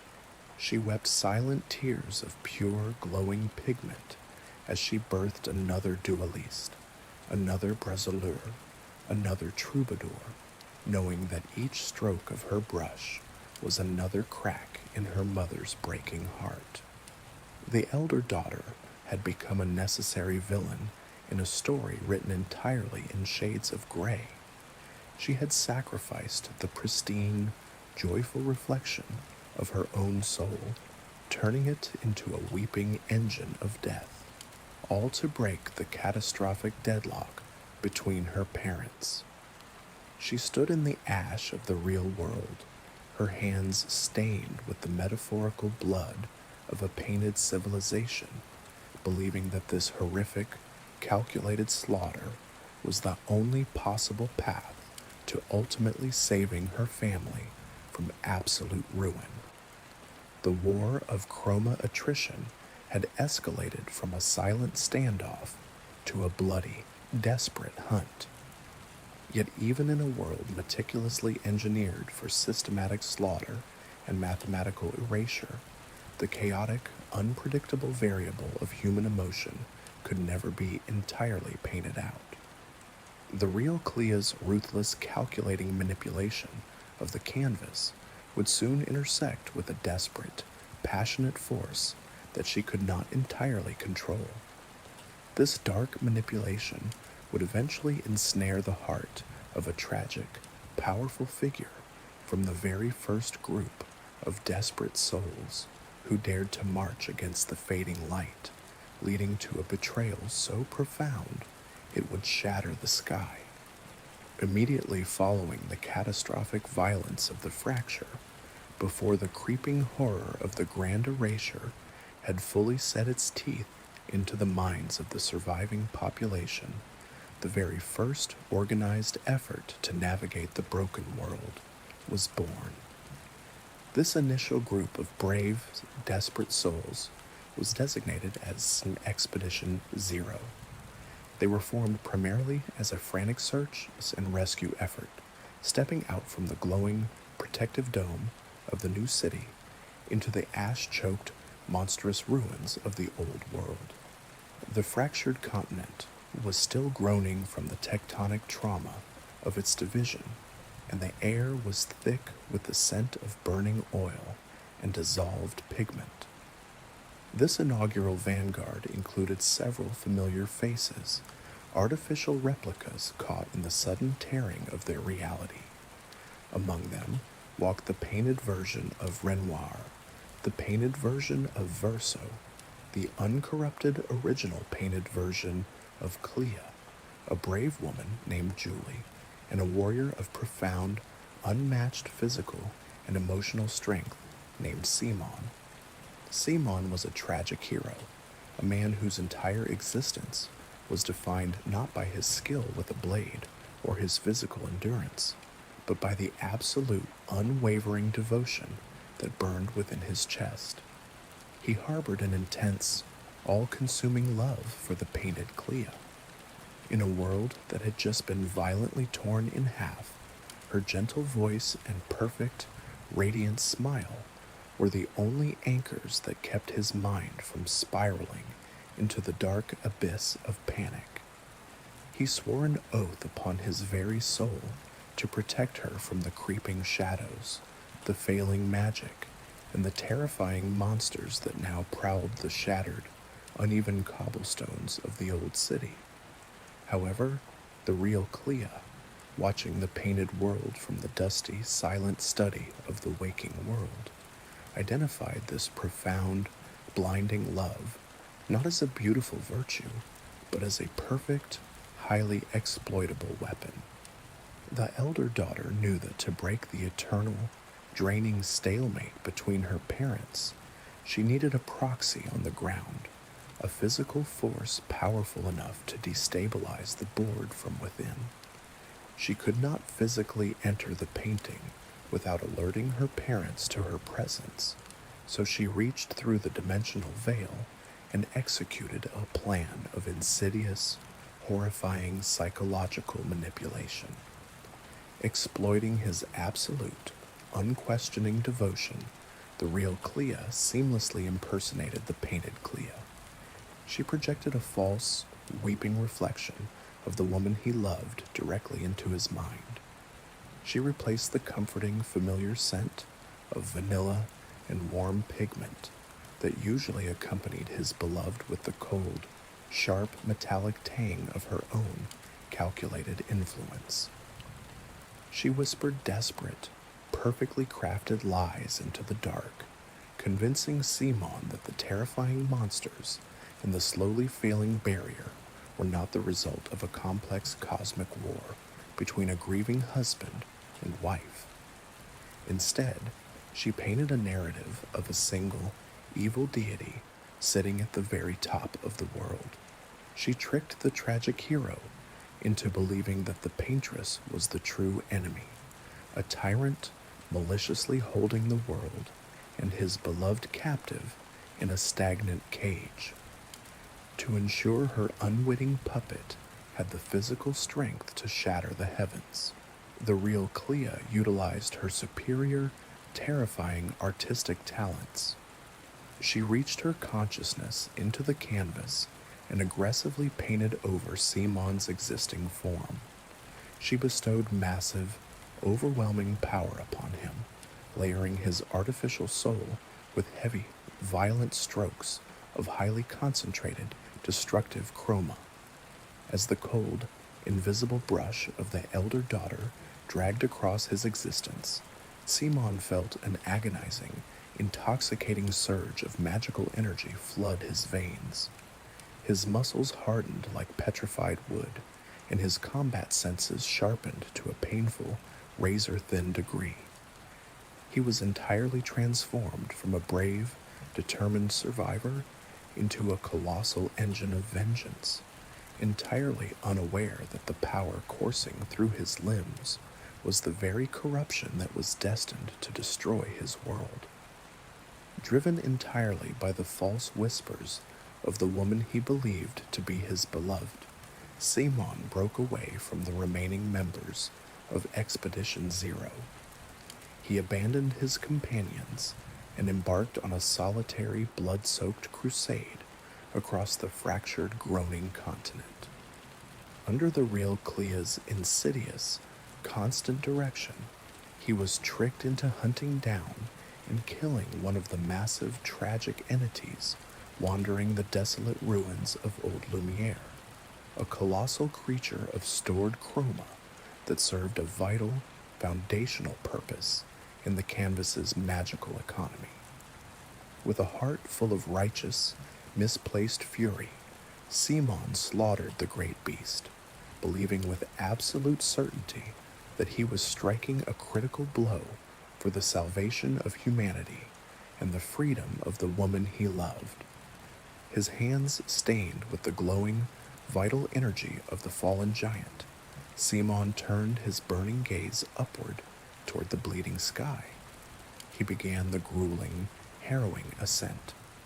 He carved a bloody, relentless path up the jagged, blackened sides of the massive stone spire, fighting his way through the howling, ash-choked winds to reach the very peak of the monolith. He had been specifically incited by the real Clair to attack Aline, to violently strike down the grieving mother in order to shatter the seal and free the father trapped below. The climb took an unimaginable, crushing toll on his physical and mental endurance. The biting, unnatural cold of the extreme altitude froze the painted sweat upon his brow, and the sheer verticality of the compressed stone threatened to pull him down into the infinite, swirling mists below with every agonizing step. The stone cut into his hands, and the thin air burned in his lungs like crushed glass. But every time his strength faltered, the phantom voice of his beloved echoed in his mind, urging him forward, begging him to end the nightmare. Finally, battered, exhausted, and practically glowing with the violently bestowed power of the elder daughter, Simon pulled himself over the final, jagged ledge. He stood at the absolute zenith of the world, surrounded by the screaming winds. Before him sat the Paintress. Aline was a vision of absolute, heartbreaking exhaustion. She was not the cackling, malevolent tyrant that Simon had been led to expect. She sat slumped upon her cruel, jagged throne of hardened chroma, her once vibrant colors drastically faded into sickly, translucent hues.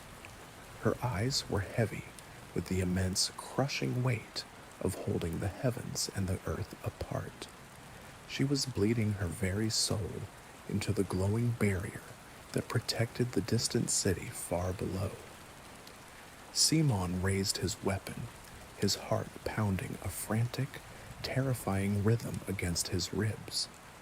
He prepared to strike the fatal blow, to end the life of the mother and shatter the eternal stalemate, just as the voice in his head commanded.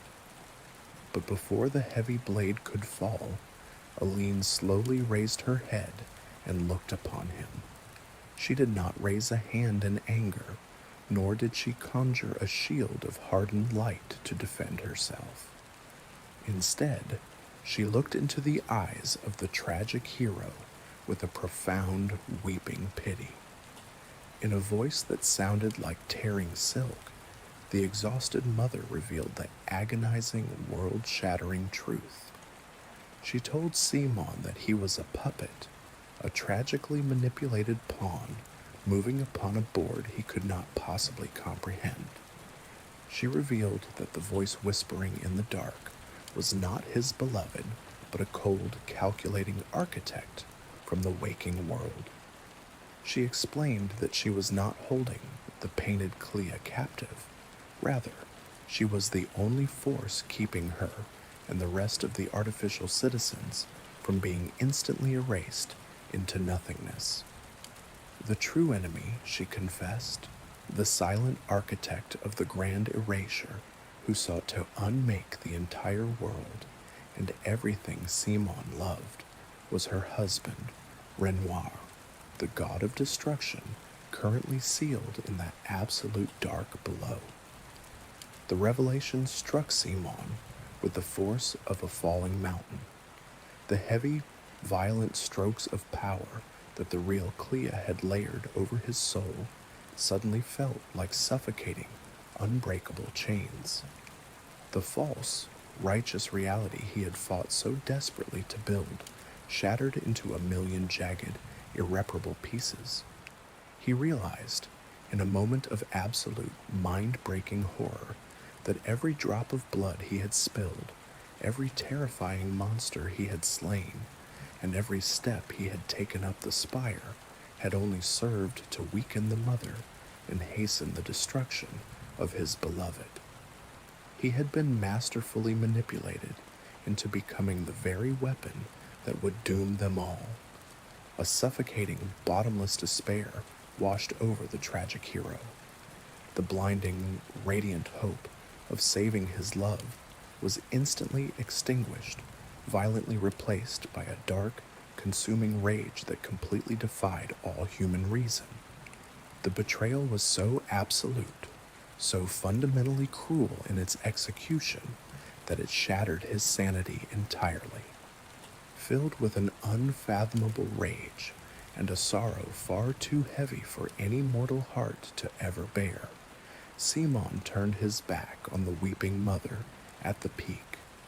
He slowly walked to the edge and looked down into the dark, jagged throat of the towering spire. He did not climb down. Driven entirely by sheer madness and a desperate, burning need to face the true architect of his suffering, Simon threw himself off the ledge. He plunged headfirst into the abyss, a falling star descending into the absolute, crushing darkness to battle the Creator. The descent was a terrifying, endless plummet through the lightless, frozen depths of the world. The wind screamed past his ears as he fell for what felt like an eternity, descending past the roots of the mountains and into the forgotten hollows of the earth. When he finally crashed into the subterranean floor of the prison, the impact shook the very foundations of the canvas. He found himself standing before the absolute, unyielding power of the Curator. Simon unleashed every ounce of the massive power bestowed upon him, roaring his grief into the dark. He threw himself against the sealed god with the frantic, hopeless energy of a completely broken man. But the tragic hero was never meant to slay a god. He failed miserably against the absolute, unmaking power of the Creator. Renoir did not even need to stand to defeat him.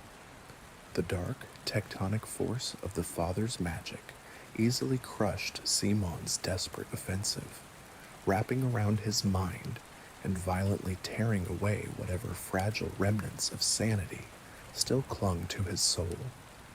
The defeat was absolute and horrifyingly transformative. The Curator, seeing the raw, corrupted power coursing through the fallen hero's veins, did not simply erase him into ash.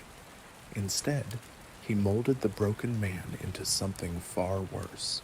Simon was entirely stripped of his humanity, his memories, and the beautiful, desperate love that had once defined him.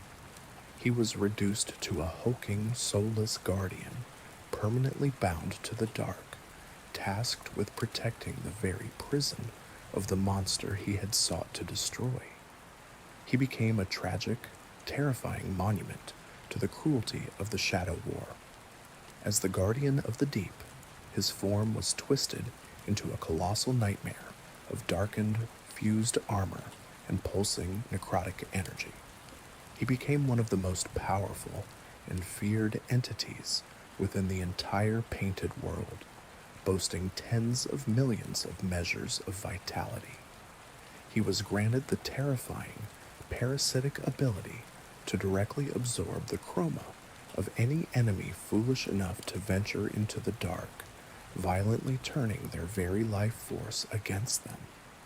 The man who had fought so fiercely to protect the light was condemned to eternally guard the absolute dark, his name whispered in terrified reverence by the generations of doomed expeditions that would soon follow in his tragic, bloody footsteps.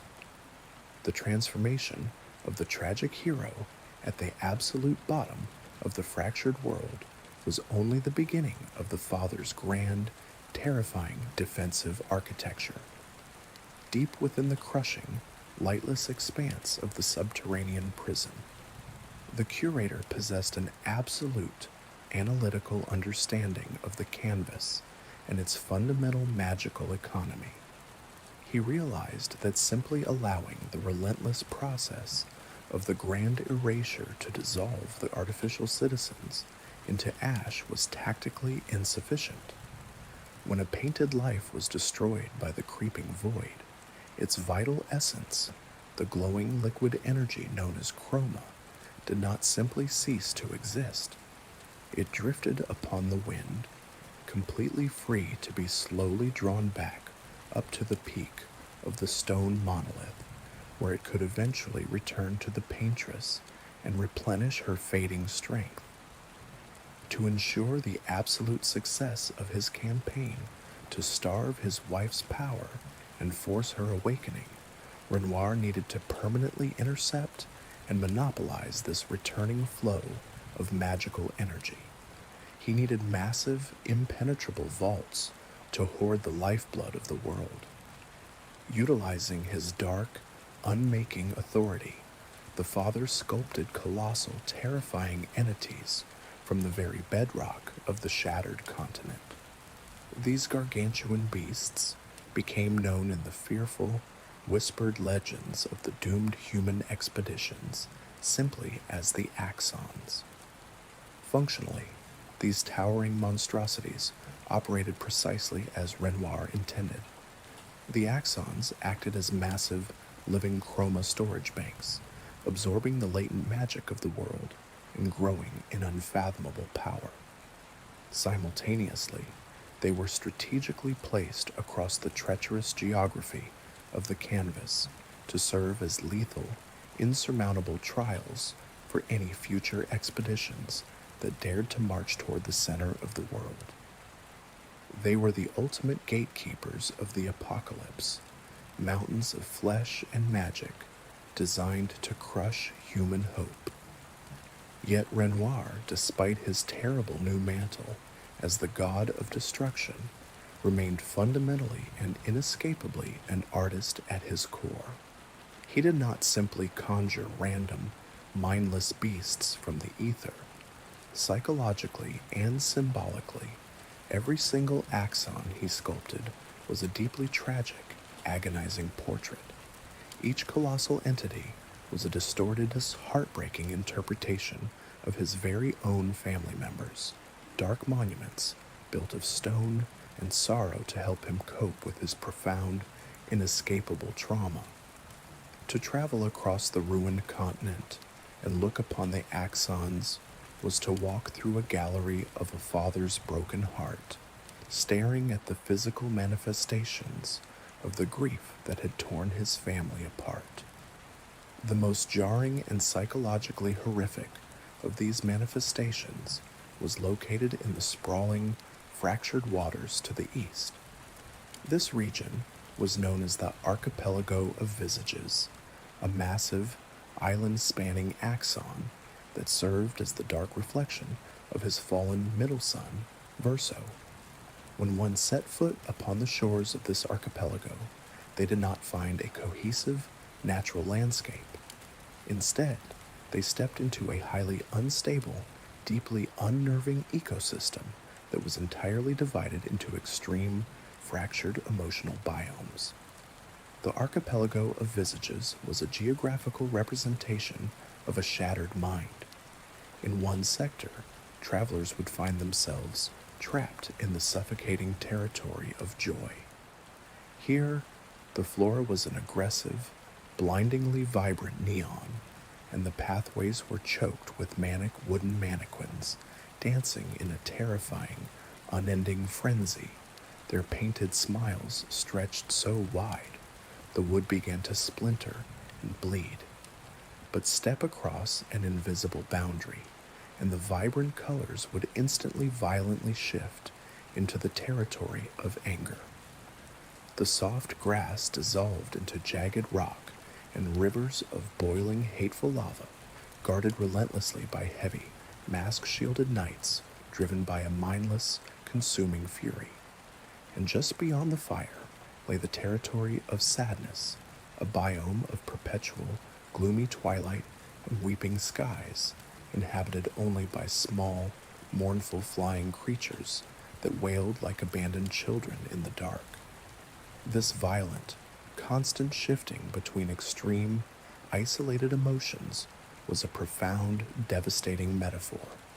It perfectly reflected the profound falsity, the hidden pain, and the absolute lies that surrounded the existence of the painted Verso. Renoir knew that the boy sitting in the floating city above was not his true son, but an empty, soulless replica, completely devoid of genuine human depth. Because painted Verso's entire life in the canvas was merely an artificial, scripted play directed by a grieving mother, the axon that represented him was heavily, grotesquely theatrical. Every creature within the archipelago of visages behaved as if they were performing on a grand, macabre stage. The signature enemies that stalked the vibrant, now twisted flora were the terrifying contortionists, beings whose bodies bent and snapped in unnatural, agonizing angles for the sake of a silent audience. And ruling over this ecosystem of lies was a grand, terrifying overseer known as the Mask Maker, a boss entity that forced the desperate explorers to engage in a lethal, highly choreographed dance of death. The Mask Maker boss emphasized the tragic reality that nothing in Verso's current existence was real. Every smile, every tear, and every word spoken by the artificial sun was simply another mask painted on by his mother to hide the hollow void beneath. The archipelago of visages was a trial of absolute, mind-bending psychological horror, forcing the mortal mind to confront the terrifying emptiness of a counterfeit soul. While the archipelago reflected the tragedy of the sun, another axon stood as a colossal, weeping monument to the madness of the mother. Deep within a perpetually flooded basin, choked by thick, hanging moss and shimmering, hallucinogenic vapors, lay the territory known as Serene's Dress. To enter this vast, hauntingly beautiful wetland was to walk directly into the suffocating embrace of Aline's corrupted love. Serene's Dress was an environment completely protected by deadly, weaponized musical elements. The very air of the swamp hummed with a terrifying, auditory magic, a phenomenon known to the terrified survivors of the canvas as the chromatic glissando. The wind did not simply howl, it sang. It carried sweeping, hypnotic melodies that drifted through the tall, weeping willow trees, notes so profoundly beautiful and impossibly sad that they could cause a grown warrior to simply lay down his weapon and step willingly into the deep, dark water to drown. The environment weaponized sound to lull the desperate mind into a state of absolute, peaceful surrender. The father had built these colossal monuments of joy and sorrow, not out of a sadistic desire to torture the innocent, but out of a desperate, twisted need to express the unfathomable depths of his own mourning. As the curator sat in the absolute dark of the abyss, his mind continuously shaped the earth above, turning the fractured continent into a sprawling, lethal gallery of his family's ruin. He forced every human who dared to take up a sword against the apocalypse to intimately understand the pain of the Descendre family. Yet the son and the mother were not the only souls whose tragedy demanded a monument in stone and magic. The father's heavy, grieving hands had sculpted 2 more colossal nightmares to guard the path to the monolith. These remaining beasts would reflect the agonizing, unfulfilled potential and the crushing, impossible burdens placed upon the shoulders of the 2 daughters left behind, far beyond the chaotic, shifting biomes of the archipelago of visages, shrouded by the thick, weeping mists of the western coast. lay a territory so profoundly isolated that it was almost completely hidden from the desperate eyes of the waking world.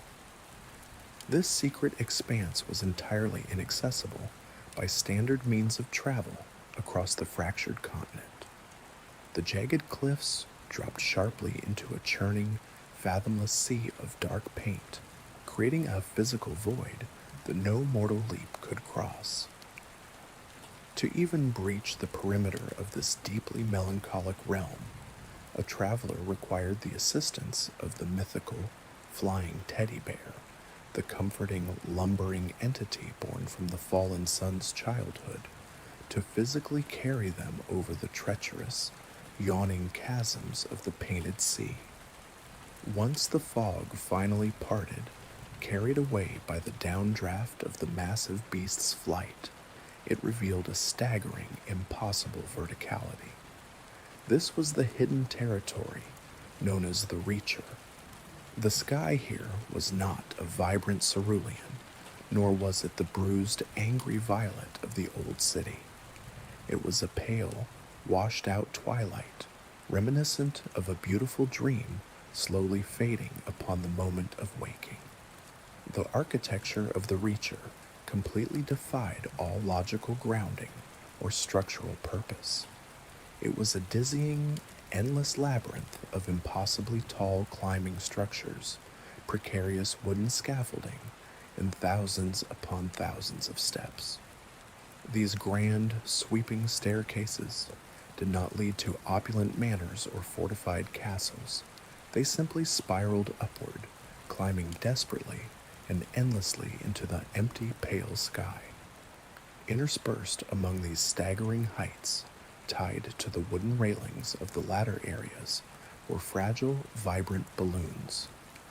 These brightly colored orbs drifted aimlessly in the thin, freezing air, tethered to the infinite stairs, like discarded childhood wishes, swaying to the rhythm of a silent, mournful wind.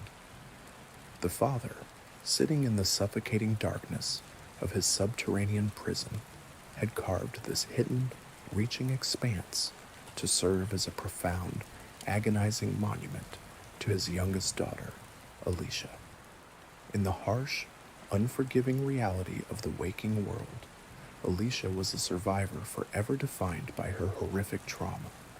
She was a girl violently stripped of her joyful voice, her delicate face marred by severe, twisting burn scars, living a quiet, heavily sheltered existence in the shadow of the Great Fire. But the Reacher was not a monument to her suffering. It was a heartbreaking, towering tribute to her absolute, untapped potential. The endless ladders and the dizzying stairs stretching into the heavens heavily symbolized the staggering, magnificent aspirations she held, the brilliant heights she could have reached to truly touch the stars, had her life not been violently derailed and imprisoned by the tragedy of 1905. It was the physical manifestation of a father weeping for the boundless future his daughter was robbed of. The Reacher was the desperate, agonizing yearning for a life unburdened, an upward struggle that was ultimately and tragically futile because the stairs led to absolutely nowhere. This environment perfectly captured the devastating, quiet reality that Alicia's grandest dreams were forever clipped, left to drift like lost balloons in an empty sky. While the youngest daughter's monument was one of weightless, endless reaching into the pale heavens, the monument built for the eldest daughter was defined by the absolute, crushing gravity of the earth. To understand the profound tragedy of the real Clea, one had to turn their gaze away from the skies and look toward the ash-choked, desolate wasteland of Old Lumière.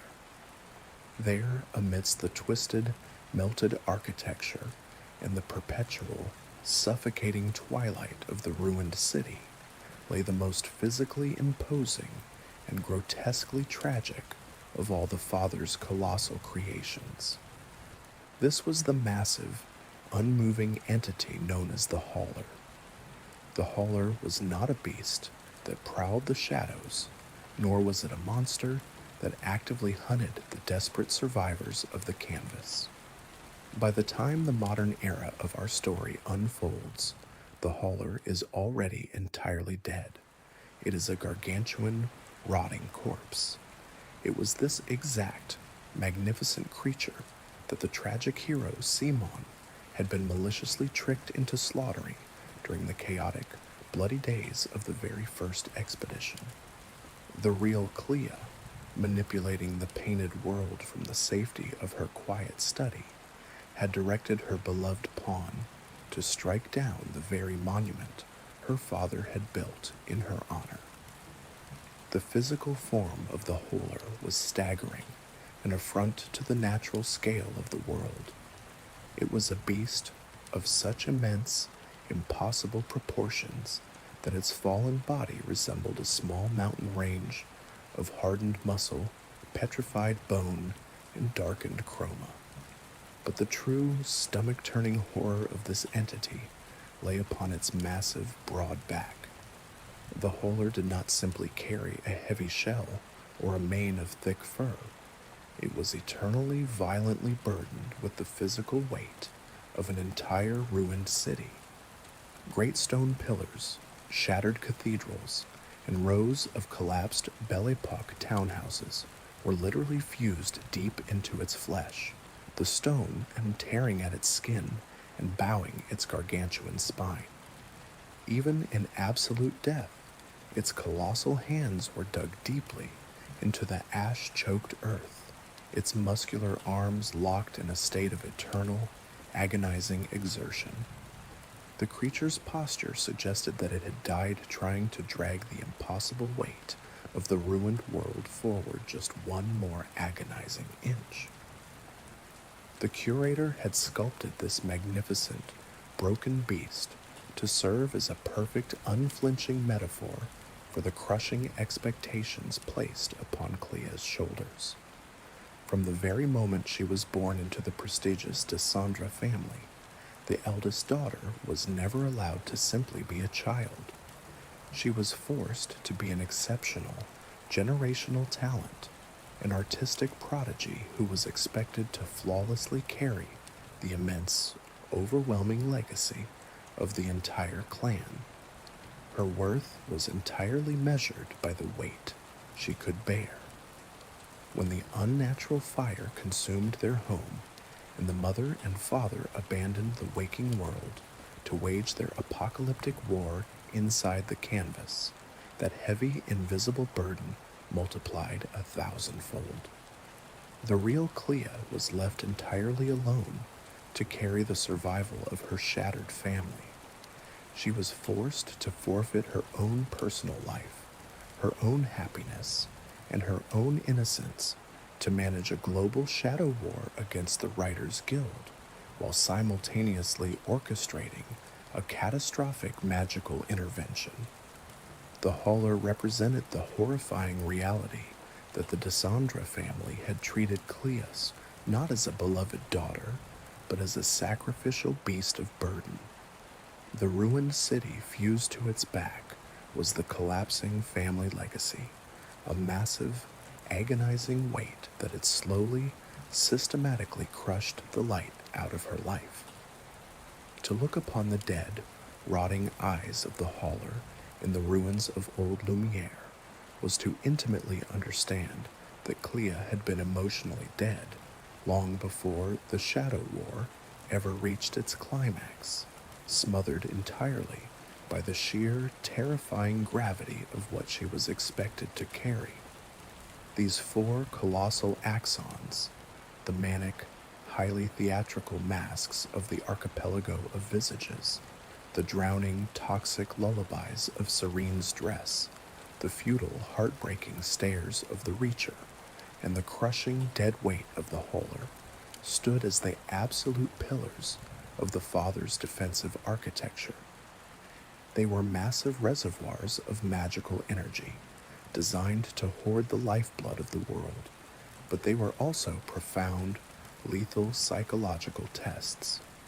The Curator had ensured that to reach the center of the world and challenge the eternal stalemate, humanity would have to physically fight their way through the intimate, terrifying manifestations of the Descendre family's absolute ruin. They would have to survive the sorrow of a mother, the lies of a son, the lost potential of a young girl, and the crushing burden of an elder sister. And humanity, driven by the ticking numerical terror of the grand erasure weeping from the stone monolith, had no choice but to accept this impossible challenge. The era of silent suffering gave way to the era of desperate, bloody journeys, as generation after generation formed brave, doomed groups to march against the dark, leaving a legacy of blood and bone scattered across the canvas. The terrifying reality of the massive, weeping monuments standing between the floating city and the central spire presented an impossible, lethal gauntlet. Yet the humanity trapped inside the painting was not afforded the luxury of peaceful surrender. Driven by the cold, ticking arithmetic of the grand erasure weeping from the distant stone of the monolith, the citizens of the shielded city were forced to act. As the glowing number representing the Paintress's failing protection plummeted from 99 down through the decades, the illusion of an eternal, stagnant paradise completely shattered. They realized with absolute, terrifying certainty that if they simply remained behind their elegant, cobblestone barricades, they would all be silently, systematically erased into nothingness.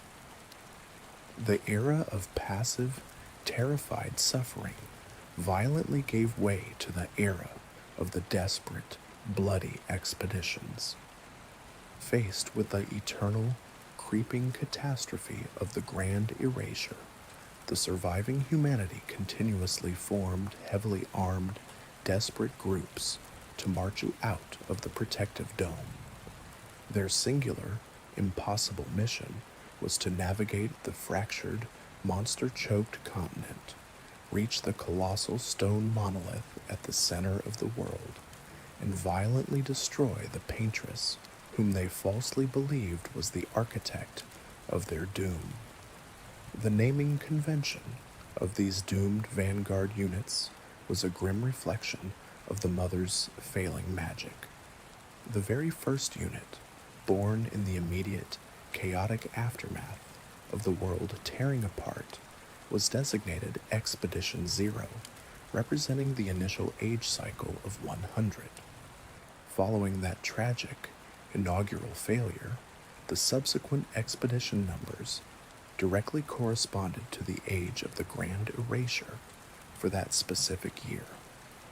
They counted down in perfect, terrifying synchronization with the glowing number on the stone from the first official group of Expedition 99, all the way down to the present, absolute twilight of our story. By the time the current vanguard departs, exactly 68 distinct journeys have taken place. 68 groups of brave, deeply traumatized men and women have marched out of the glowing barrier, down into the suffocating ash and the jagged shadows of the ruined world. They did not simply vanish into the dark without a trace. The legacy of these 68 desperate journeys is heavily documented through thousands of leather-bound, blood-stained journals scattered across the length and breadth of the ruined continent. These physical diaries are the only graves these brave souls will ever receive. To walk the paths of the old world is to constantly stumble upon the tragic, written remnants of the fallen. A traveler might find a journal clutched in the skeletal fingers of a warrior trapped in a collapsed trench, its pages warped by rain and dried blood, smelling faintly of old parchment and absolute despair. Each ink-stained page tells a unique, horrifying story of how human hope was systematically crushed by the unyielding godlike powers of the grieving parents. Some of these journals document a horror not born from the terrifying monsters of the elder daughter, but from the fragile breaking minds of the humans themselves. Such was the tragic fate of Expedition 48. Their journals, found scattered deep within the suffocating, jagged confines of the stone quarry, tell a story entirely plagued by internal, bloody mutiny. The psychological pressure of navigating a world designed to reflect absolute grief proved far too heavy for the human mind to bear. Their commander, a man completely broken by the relentless terrors in the dark, lost his sanity and attempted to forcefully drive his exhausted team forward into certain agonizing death, leading directly to the meaningless slaughter of 5 innocent members. The journals document the horrifying moment when his subordinates were forced to violently overthrow and execute him in the mud just to protect the remaining survivors. It is a chilling testament to the fact that long before the painted monsters could tear their flesh, the sheer, suffocating atmosphere of the canvas would tear their minds apart. Other expeditions sought to completely bypass the agonizing, monster-filled geography of the ground by looking toward the pale, empty heavens. Expedition 40, known in the tragic archives as the Glider Expedition, utilized brilliant engineering to construct massive, fragile flying machines on the Isle of Eyes. They believed that if they could simply ascend high enough, they could soar over the colossal axons and the roaming nevrons, approaching the central monolith safely from the air. The journals left behind at their launch site speak of a profound, blinding moment of hope as their wooden wings caught the painted wind. But their hubris was met with an absolute, uncompromising cosmic law. The sky was not a refuge. As their gliders soared toward the center of the world, they crashed directly violently into the massive invisible energy barrier maintained by the sleeping Paintress. The immense, raw, magical friction of the collision instantly ignited their wooden machines. The entire expedition completely disintegrated in the sky, their bodies turning to fine gray ash that drifted slowly down upon the very monsters they had tried so desperately to avoid. As the decades ground on and the glowing number on the monolith continued its relentless descent, the sacrifices became even more profound and physically agonizing. One of the most heartbreaking monuments to human endurance can be found in the overgrown, melancholic territory known as Falling Leaves. Here, amidst a forest of perpetual, weeping autumn, the brave members of Expedition 35 met their tragic end. They are remembered with absolute, tearful reverence as the Bridge Expedition. Their path forward was completely blocked by a massive, bottomless chasm of dark, churning magic. While attempting to find a way across, they were ambushed by a terrifying entity of the forest known as the Lady of Sap. The magical attack did not instantly kill them. Rather, it initiated a slow, horrifying process of absolute petrification. Their warm, painted flesh was violently transmuted into heavy, hardened golden resin. They could feel their joints locking, their blood turning to thick, unyielding amber, and their lungs solidifying into stone. In their final agonizing moments of conscious life, the members of Expedition 35 made a choice of breathtaking, incomprehensible bravery. Rather than collapsing into individual, scattered statues of pain, they deliberately crawled to the very edge of the bottomless chasm. They locked their hardening arms together and stacked their petrifying bodies over the empty void. They voluntarily surrendered their final breaths to form a solid, eternal bridge of hardened human resin. They sacrificed their physical forms so that future generations would have a path to cross the abyss. To this day, any traveler who wishes to proceed through the forest must slowly, respectfully walk across the golden, petrified faces of Expedition 35, feeling the heavy, silent weight of their ultimate sacrifice beneath their boots. This legacy of blood, ash, and hardened sap heavily paved the way for the group that immediately preceded the current era, the deeply tragic Expedition 34. Departing only 1 year prior to the absolute climax of our story, they were known throughout the floating city as the Elemental Expedition. They were a group composed entirely of brilliant mages and scholars who believed that the terrifying creations of the Elder Daughter could be systematically defeated through cold, precise tactical analysis. They meticulously studied the magical economy of the canvas and employed highly advanced combat tactics designed specifically to exploit the elemental weaknesses of the Nevron forces. For a brief, shining moment, their strategy seemed to work. They carved a highly efficient, successful path deep into the hostile territory known as the Crows. But the canvas is a realm of ever-shifting cruel variables, and the corrupted imagination of the Elder Daughter within the flying manor was infinite. Deep within the shadows of the Crows, Expedition 34 encountered a nightmare completely outside the bounds of their academic study. They were ambushed by a horrifying, towering entity known as the Chromatic Chapelier. The elemental masters unleashed the absolute zenith of their magical arsenals. They hurled storms of painted fire, jagged lances of absolute zero ice, and crushing waves of hardened earth against the beast. But the terrifying reality of the Chromatic Chapelier was that it was entirely, fundamentally immune to all elemental attributes. The magic simply washed over its twisted form like a light rain against solid iron. Their greatest tactical advantage was instantly rendered completely useless. The resulting battle was not a tactical engagement. It was an absolute, one-sided massacre.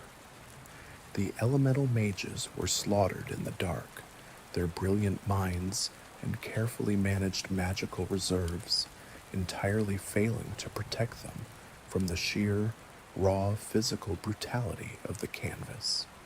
As the last surviving member lay bleeding to death upon the ash-choked ground, they penned a final, frantic entry into their blood-soaked journal. In their dying breaths, they documented the terrifying truth that traditional magic was no longer sufficient to secure a victory. They noted that humanity's only remaining hope lay not in the mastery of painted elements, but in cold, physical mechanics. They explicitly stressed the absolute, foundational importance of a highly specialized light-converting device. This mechanical invention was the desperate, brilliant creation of an engineer who had deliberately stayed behind in the city, a man who refused to march until his machine was perfect. The blood of Expedition 34 soaked into the earth, joining the petrified sap of the 35th, the scattered ash of the 40th, and the broken minds of the 48th. 68 separate attempts to shatter the sky. 68 absolute, devastating failures. The vast, fractured continent had become an open-air graveyard, heavily paved with the shattered weapons, the torn journals, and the lingering, weeping ghosts of those who had tried and failed to end the grand erasure. The ticking clock on the great stone monolith continued its relentless, apathetic countdown. The glowing number wept, fading from 34 into the absolute, terrifying finality of 33. The protective shield over the floating city was now stretched so impossibly thin that the citizens could practically feel the cold, unmaking breath of the god of destruction reaching up from the abyss. The time for grand, sweeping armies and academic theories had completely passed. The fate of the entire canvas and the survival of the deeply traumatized children left behind in the waking world now rested entirely upon the bruised, exhausted shoulders of the absolute final group. To understand how this eternal war will finally end, we must turn our gaze away from the grand, sweeping history of the dead and look intimately into the shattered, profoundly traumatized minds of the final few who dare to carry the sword. To look intimately into the shattered, profoundly traumatized minds of the final few who dare to carry the sword is to gaze directly into the heart of Expedition 33. At the absolute forefront of this desperate, final vanguard stands a man forged not of ethereal magic or divine lineage, but of heavy iron, suffocating grief, and an unyielding, desperate pragmatism. His name is Gustave. In a world dictated by the sweeping, reality-altering brushstrokes of gods, Gustave is fundamentally a man of the earth and the forge. He fights with the cold, heavy certainty of a meticulously sharpened sword and the loud, concussive precision of a mechanical pistol. Gustave is not merely a warrior. He is the brilliant engineer who single-handedly designed the massive, intricate defense barricades and the complex, life-sustaining agricultural systems that keep the glowing, shielded city of Lumière from completely collapsing in on itself. He is the inventor of the Lumina Converter, the very device that the dying mages of the previous expedition had scrawled about in their final, blood-soaked journals. Gustave spent 4 agonizing, solitary years deliberately avoiding the call of the previous doomed expeditions, locking himself in the choking heat of his mechanical workshop. He bore the accusations of cowardice from his peers in absolute silence, fully dedicating his immense intellect to creating this singular piece of machinery, firmly believing it was the only invention capable of giving humanity a genuine mathematical chance at victory. Yet the true weight that Gustave carries is far heavier than his sword or his machines. His soul is entirely broken by a profound, agonizing philosophical divide with the woman he loved more than life itself, a woman named Sophie. Their romance was not destroyed by the terrifying monsters of the elder daughter, but by the slow, inescapable poison of the grand erasure. Their core, irreconcilable conflict revolved around the fundamental philosophy of survival and reproduction in an apocalyptic world. Gustave represented a stubborn, almost blindingly radiant hope. He looked up at the weeping numbers on the stone monolith and fiercely believed that the grand erasure would one day be violently defeated. Driven by this hope, he desperately yearned to have children, to build a future, operating on the deeply ingrained motivational belief that all their suffering was justified for those who come after. Sophie, however, resided entirely within the absolute, crushing shadow of realism. She looked at the slowly failing barrier and adamantly, tearfully refused to bring new, innocent life into a world that was literally waiting to be systematically erased. This irreconcilable difference, this agonizing clash between the desire to build and the terror of inevitable loss, drove them completely apart despite their enduring, powerful love. Gustave was left completely hollowed out by the separation. The depth of this emotional scarring is constantly, cruelly mirrored by his environment. The woman who leads the grand, melancholic send-off festival in the floating city is Gustave's own sister, Emma. Yet in a terrifying visual echo of his unresolved trauma, Emma shares the exact same physical appearance and facial structure as his lost love, Sophie. Whether this is a cruel trick of the canvas's limited memory or a deliberate manifestation of his inability to escape his past, it serves as a constant, agonizing reminder of the family he could never build. This heavily suppressed grief and explosive frustration are perfectly encoded into his very movements on the battlefield.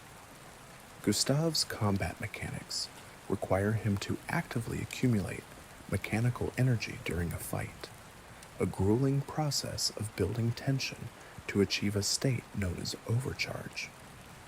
Only when this internal pressure reaches an absolute critical peak can he unleash devastating, structure-breaking blows. This mechanical rhythm beautifully and tragically symbolizes his severely suppressed emotional state. A man who silently absorbs the crushing pressure of the apocalypse until he is forced to explode in acts of violent, desperate sacrifice. To fill the aching, hollow void left by Sophie's departure, and to satisfy his desperate, unfulfilled desire for a family, Gustave reached out and adopted a young, seemingly naive orphan girl he found within the city. He named her Maëlle, acting as both a fiercely protective older brother and a gentle father figure to her. Maëlle is the absolute youngest member of Expedition 33, a girl of only 16 years old, thrust into a war of gods and monsters. In the heat of battle, she does not wield the heavy, brutal weapons of her adoptive father. Instead, Maëlle fights with a slender, elegant rapier, utilizing a highly flexible, complex combat system that requires her to constantly switch her physical footing. She must rapidly transition between a defensive stance, an offensive stance, and a highly demanding specialized form known as the virtuose stance. This constant, rapid shifting of her combat style is not merely a tactical choice. It profoundly symbolizes her deep, internal uncertainty and her desperate, flailing desire to assert her own identity in a world dominated by towering legends and suffocating prophecies. To Gustave and to the rest of the vanguard, Maëlle is simply a brave, inexperienced girl who must be protected at all costs. But the reality of her existence is the most profound, deeply hidden secret of the entire painted continent. The truth is far darker and infinitely more tragic than anyone in the floating city could possibly comprehend. Maëlle is not a painted citizen. She is not an artificial soul born of the mother's glowing chroma. In stark, horrifying reality, the consciousness residing within the 16-year-old girl is that of the real Alicia. She is the youngest daughter of the Descendre family, the fragile survivor of the unnatural fire of 1905. When the real Alicia finally stepped out of the ash-choked ruins of the real world and crossed the dimensional veil into the painting, her singular, desperate goal was to intervene and reconcile the apocalyptic, world-shattering war between her mother and her father.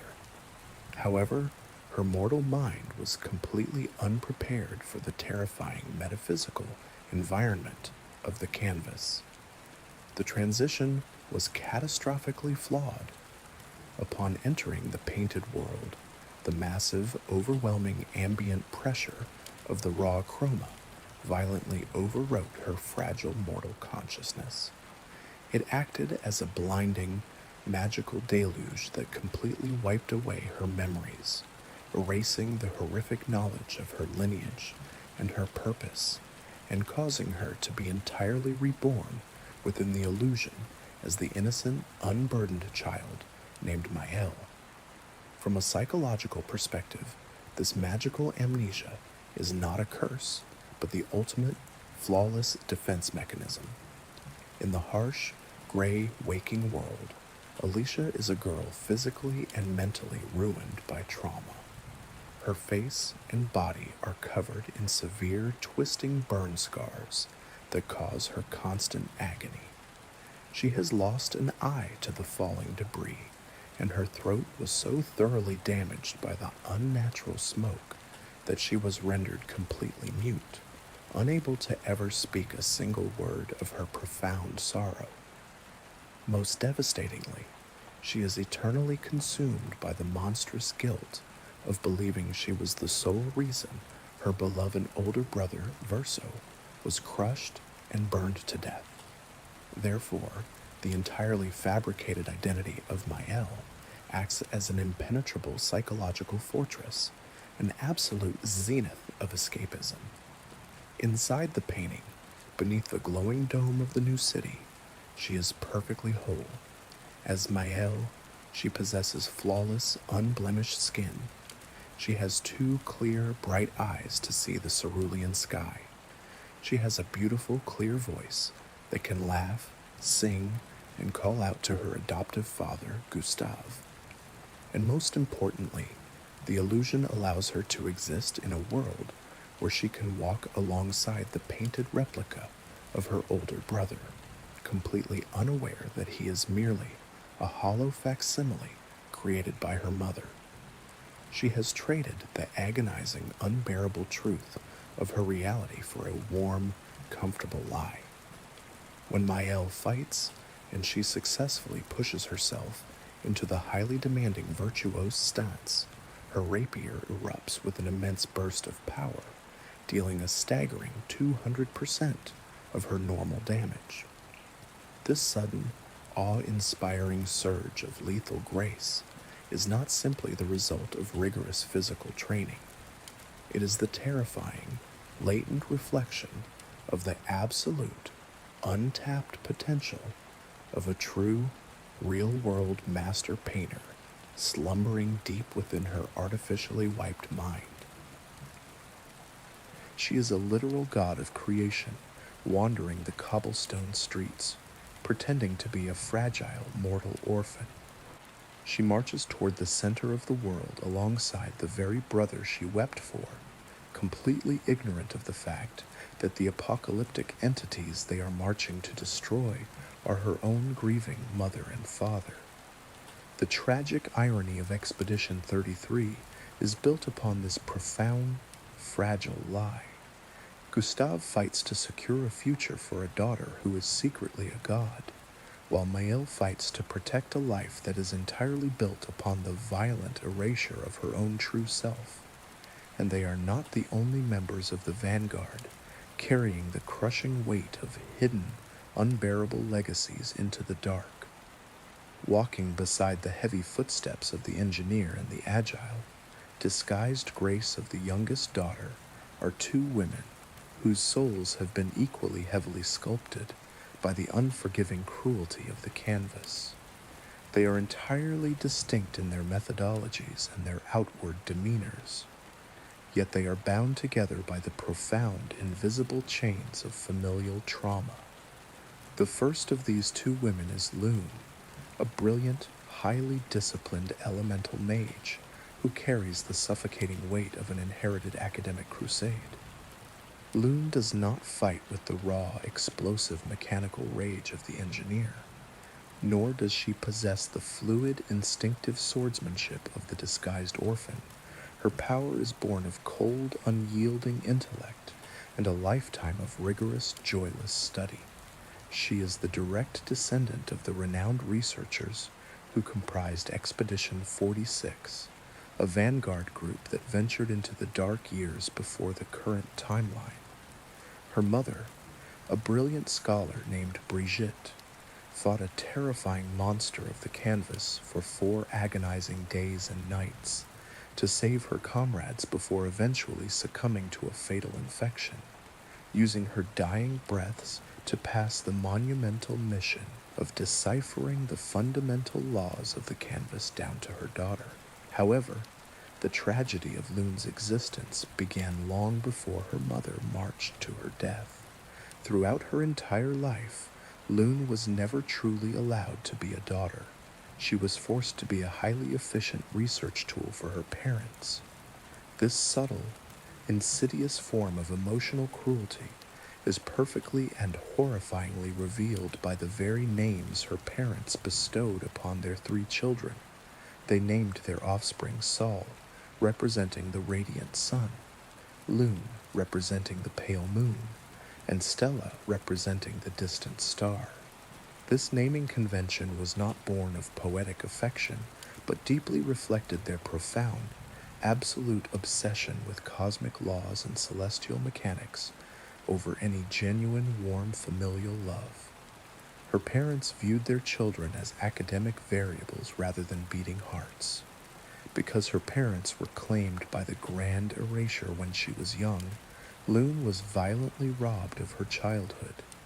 She forfeited her youth entirely to carry on their massive, obsessive research legacy, spending her days and nights buried in dusty tomes and complex magical theorems. This deeply ingrained academic pressure and the severe lack of emotional warmth shaped her into a woman who hides her inner self behind an impenetrable wall of logic. This rigid, suffocating emotional control is perfectly mirrored in her highly complex combat mechanics. As an elemental mage, Lune cannot simply hurl raw magic at her enemies. Her combat system requires an excruciatingly precise management of resources, forcing her to carefully generate and then strategically consume magical nodes known as elemental stains. She must constantly balance the raw destructive forces of fire, ice, lightning, earth, and light to properly amplify her devastating spells.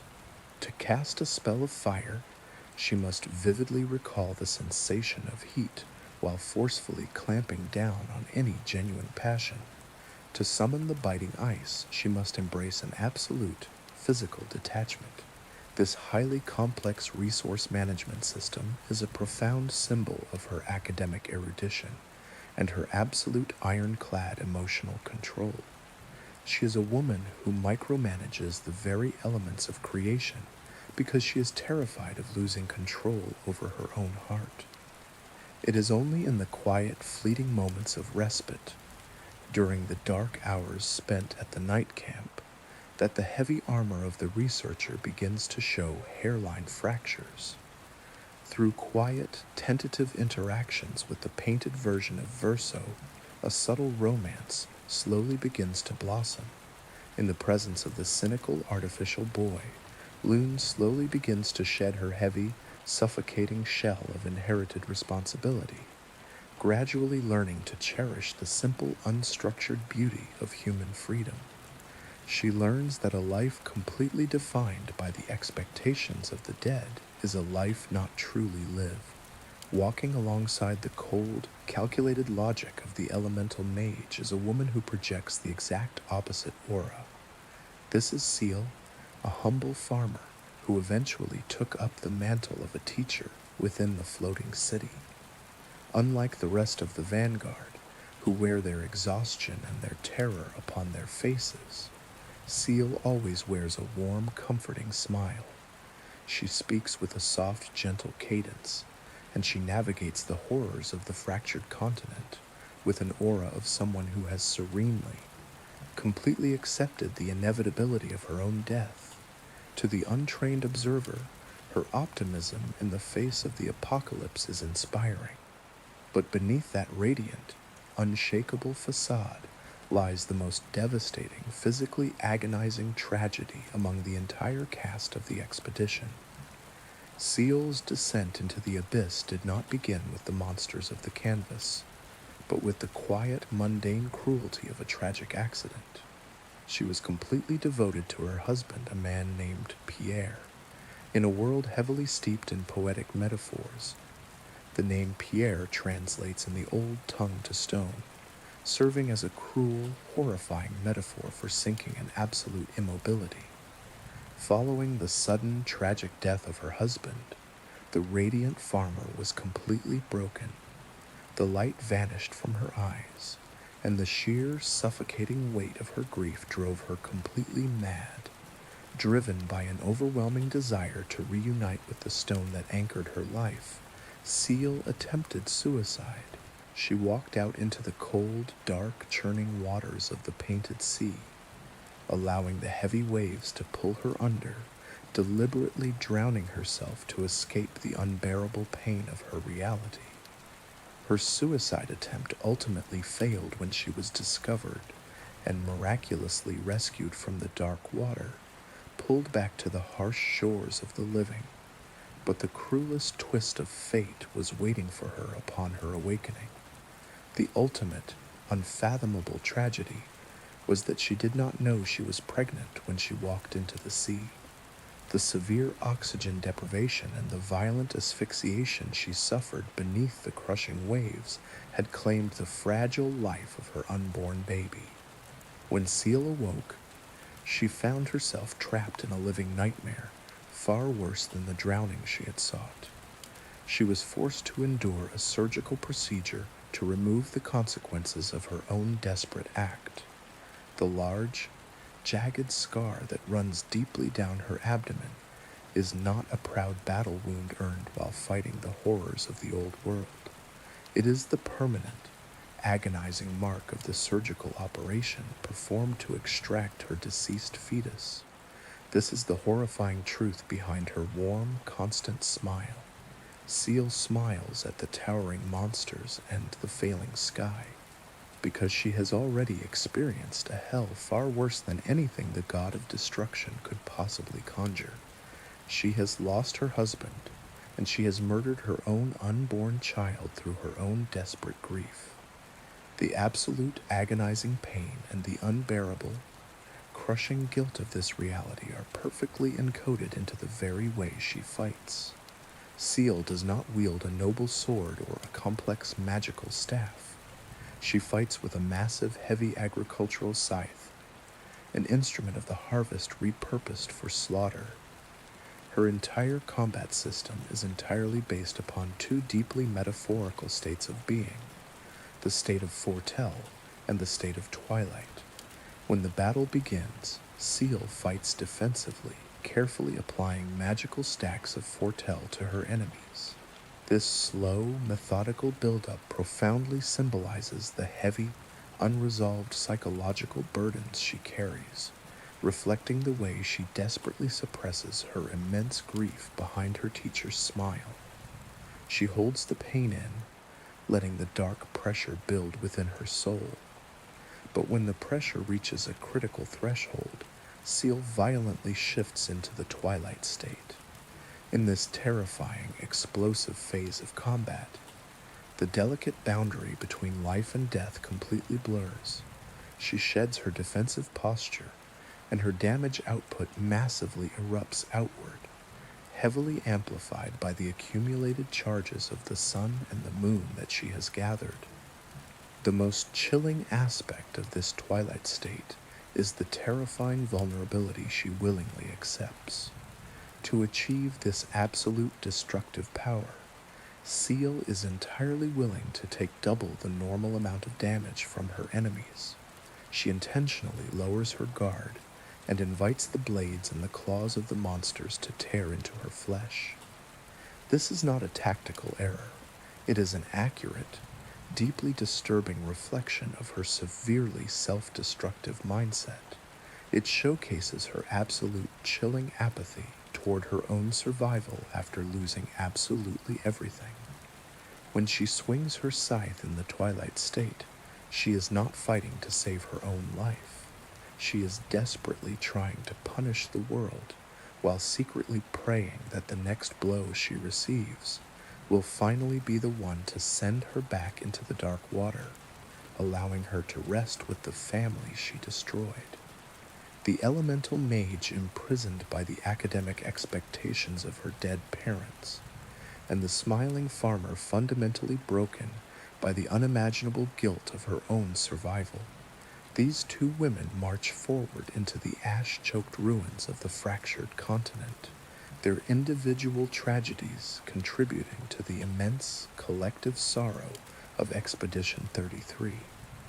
They are walking toward the towering stone monolith to fight the grieving mother and the god of destruction, completely unaware that the greatest threat to their sanity resides not at the peak of the spire, but walking right beside them in the form of the artificial sun. The artificial sun, known to the inhabitants of the floating city as the painted version of Verso, represented the absolute chilling zenith of the mother's delusional artistry. When the grieving mother, Aline, first painted over the fragmented soul of her fallen child in the primordial canvas, she utilized the absolute depths of her glowing, magical chroma to craft a masterpiece of unfathomable physical perfection. She painted a boy completely untouched by the horrors of the real world. His skin was smooth and unblemished, forever spared from the twisting, agonizing burn scars of the unnatural fire. His movements were fluid and graceful, and his painted voice was steady and clear. To the uninitiated observer, he was the radiant living embodiment of the Descendre lineage, a prince of the canvas walking amongst his adoring subjects. Yet beneath this flawless, beautifully crafted exterior lay a profound, agonizing curse that entirely separated him from the rest of the shielded population. Unlike the other artificial citizens, who were entirely blinded by the comfortable illusion of the floating city, the painted version of Verso possessed a clear, terrifying awareness of his own true nature. He was not granted the sweet, ignorant mercy of amnesia. From the very moment the heavy brushstrokes formed his consciousness, he knew with absolute, unwavering certainty that he was merely a substitute, a completely artificial facsimile born of a desperate woman's grief. He understood that he was a soulless puppet, a hollow replica forced to eternally perform upon his mother's painted stage.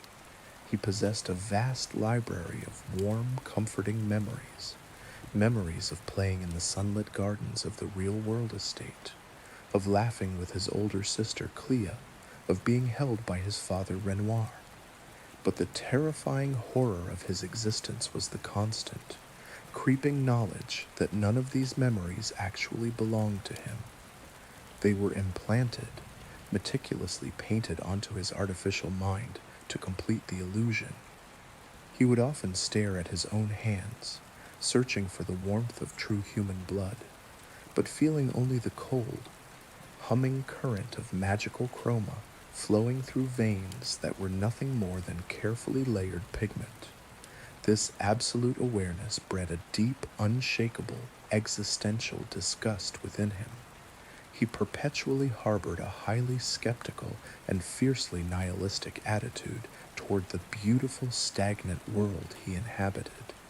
Every time he walked the elegant cobblestone streets of the new Lumière, he felt entirely surrounded by a grand, suffocating lie.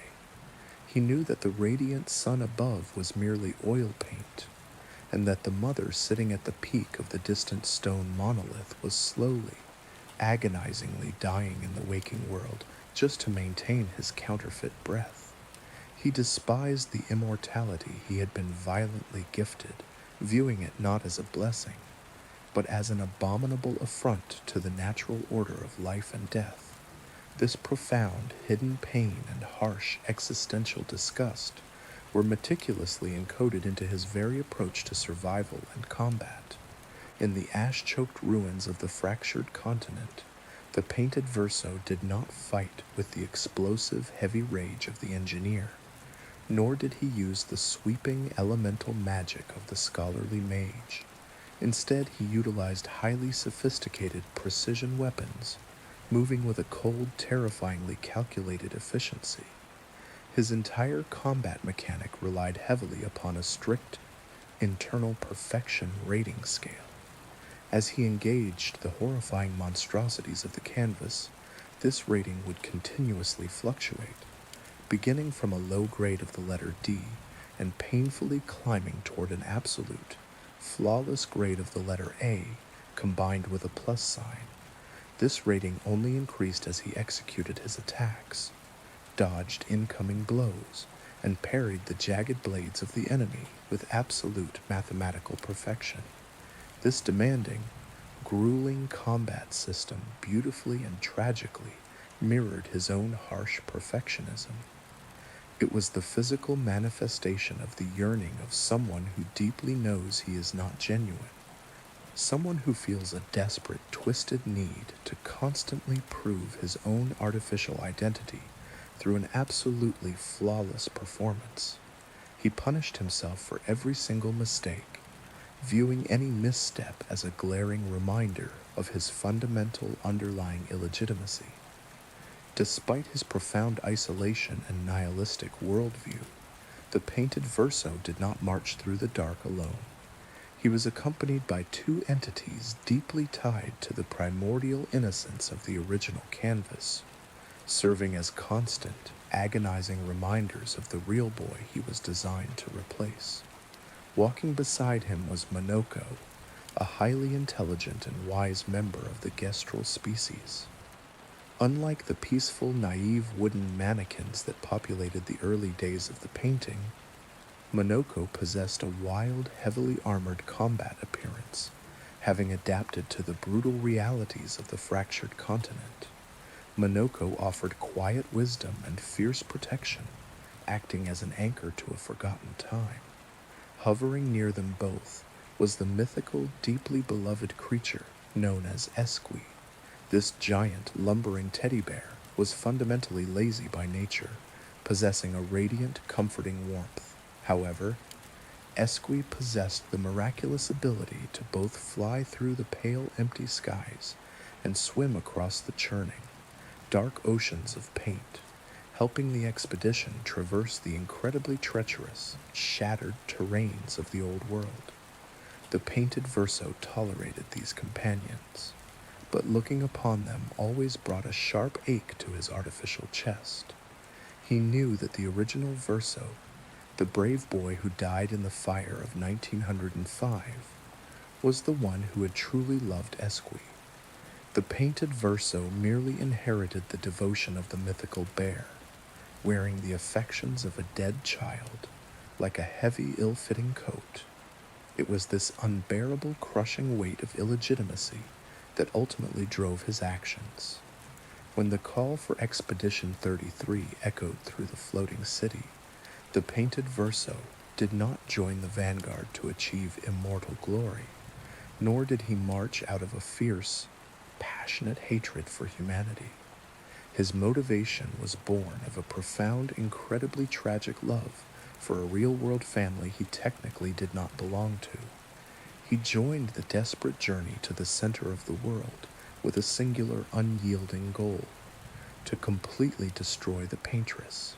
He wanted to climb the massive stone monolith, face the grieving mother, and shatter the grand illusion once and for all.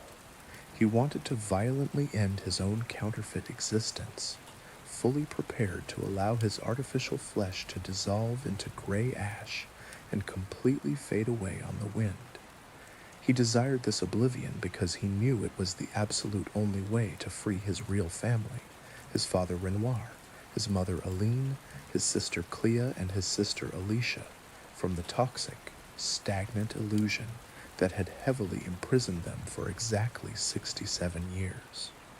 He was entirely willing to commit the ultimate act of self-erasure, to force the creators of the world to finally face their grief and heal in the reality of the waking world.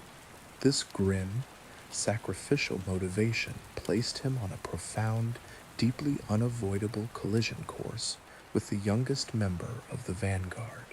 The tragic irony of Expedition 33 is entirely rooted in the philosophical dichotomy between the painted Verso and the young girl known as Male.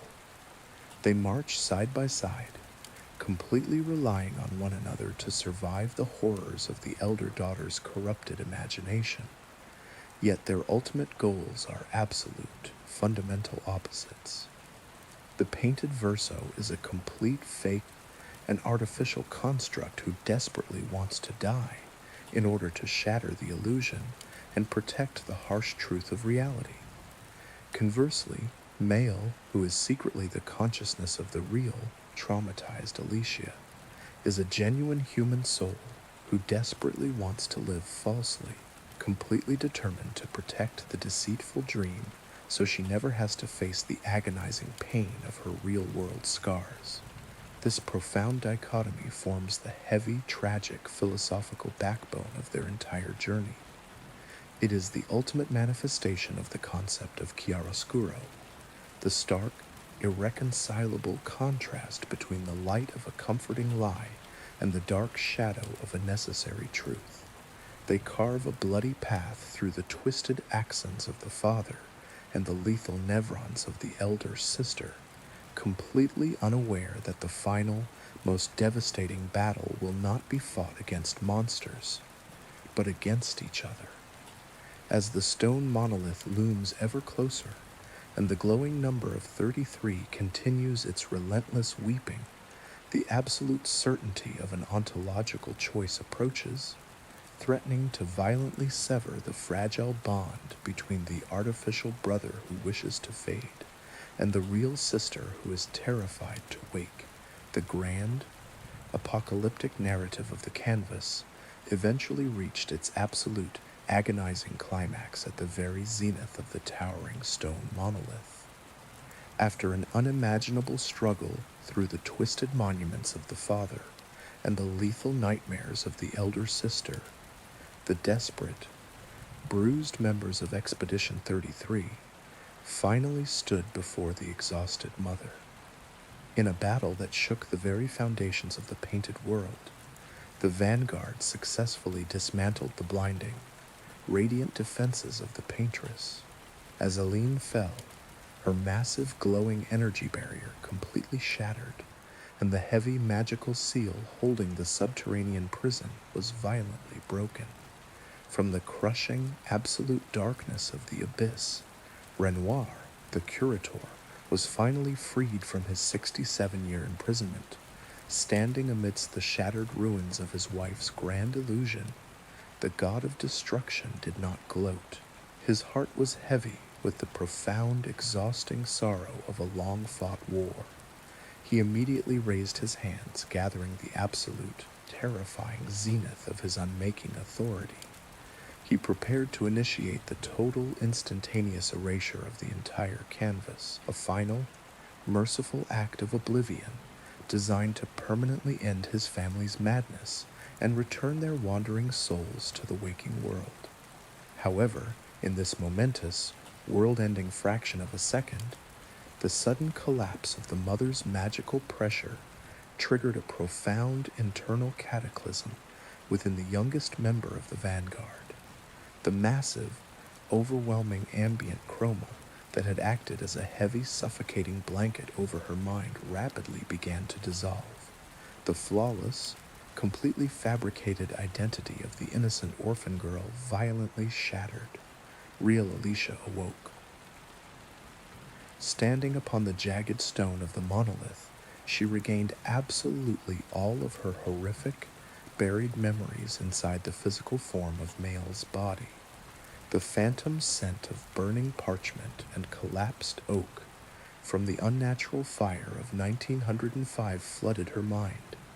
She remembered the severe, twisting burn scars that marred her real face, the agonizing silence of her ruined throat, and the bottomless, monstrous guilt of watching her beloved older brother die to save her. Faced with the terrifying, immediate prospect of returning to that gray, agonizing reality, the absolute climax of the narrative presented a brutally ontological choice. Real Alicia occupying the powerful, untethered body of male, and the fully aware, deeply nihilistic replica known as the painted Verso turned to face one another. They stood at the ultimate philosophical crossroad of the entire universe. They had to decide whether to save the canvas at any cost, preserving the beautiful lie, or to actively accept its complete destruction in order to return to the cold, unforgiving reality of the waking world. The architecture of this universe offered no possibility for a peaceful compromise. This profound, philosophical divide could not be resolved through standard dialogue prompts or gentle persuasion. The world completely abandoned words, forcing the combatants to take up arms and physically fight for their chosen philosophy of existence. The player, guiding the final heartbeat of the story, was forced to select a champion, leading to two vastly different, deeply traumatizing conclusions to the era of the Grand Erasure. If one chose to embrace the desperate, blinding terror of the waking world, they chose to fight as Maya. Taking up her slender rapier, she engaged the painted Verso in a tearful, devastating duel of blades and magic. Despite his incredible, flawless precision, the desperate, underlying power of the true master painter slumbering within her soul proved completely overwhelming. She defeated the artificial brother, driving him to his knees. As the cold wind howled across the peak, Verso looked up at his sister with a hollow, weeping expression. He offered a desperate, agonizing plea, whispering, "I don't want this life." He begged her to let his illusion disappear, to let him die so she could finally heal. But Mael, utterly terrified of returning to a flawed, painful real world where she was broken and mute, resolutely refused to let his illusion end. Driven by an absolute toxic fear, she violently usurped the vast, lingering magical power of the fallen Aline. In that horrifying moment, the young survivor officially ascended to become the absolute new Paintress. She utilized her newfound godlike authority to forcefully halt the Grand Erasure, reversing the destruction and instantly resurrecting all the erased citizens of the floating city, weaving them back into existence with thick, heavy strokes of absolute delusion. This path leads to an epilogue recorded in the dark archives as a life to paint. The perspective transports the observer to the opulent, beautifully restored Lumière Opera House. The interior is a vision of absolute, radiant joy. The previously traumatized members of Expedition 33, from the engineer Gustav to the smiling farmer Seal, sit cheerfully in the velvet audience chairs, completely unaware of their own artificial preservation.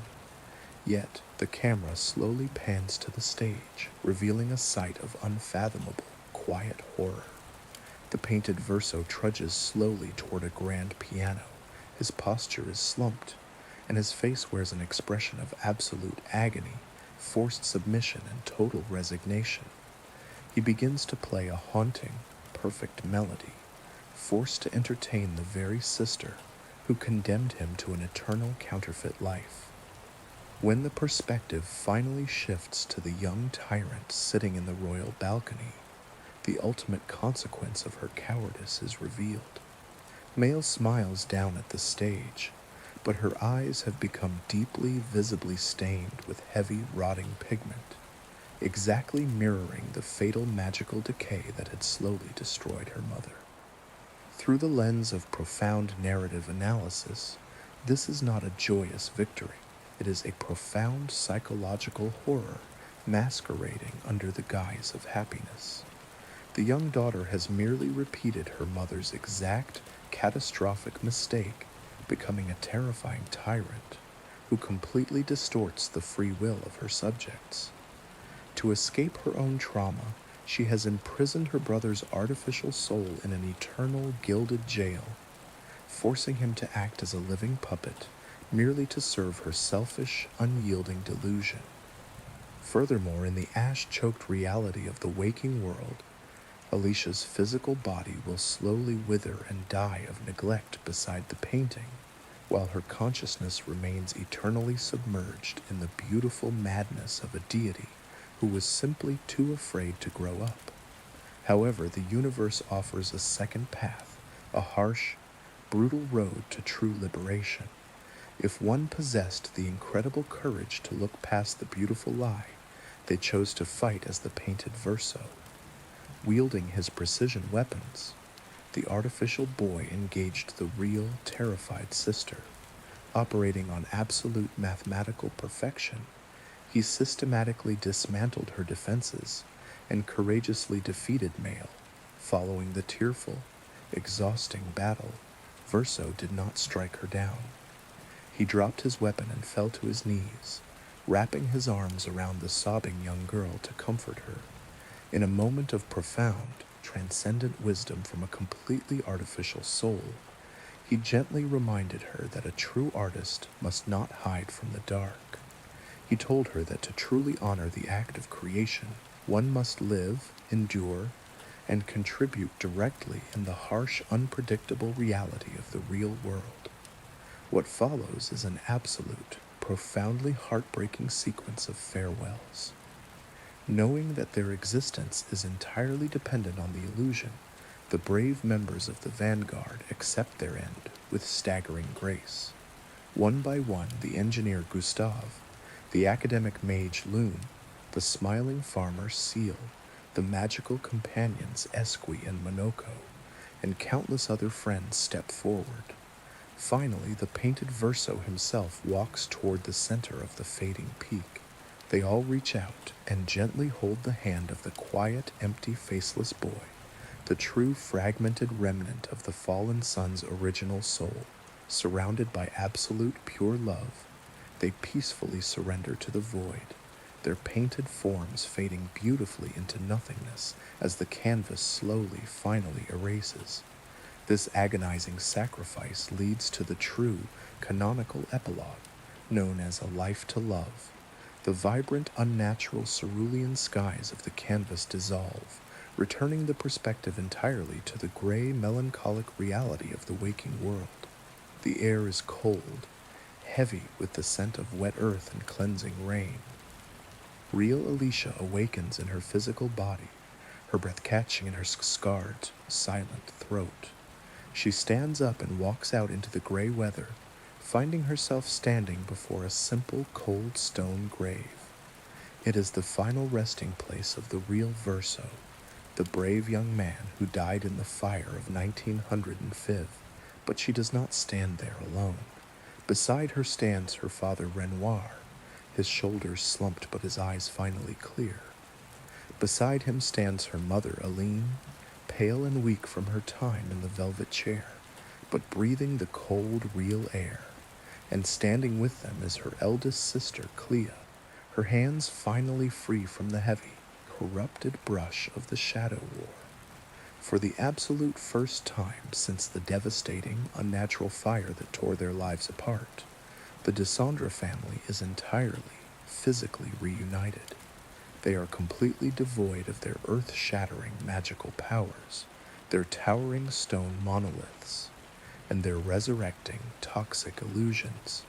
They are entirely stripped of their escapism, left with absolutely nothing but the quiet, necessary mourning of mortal human beings.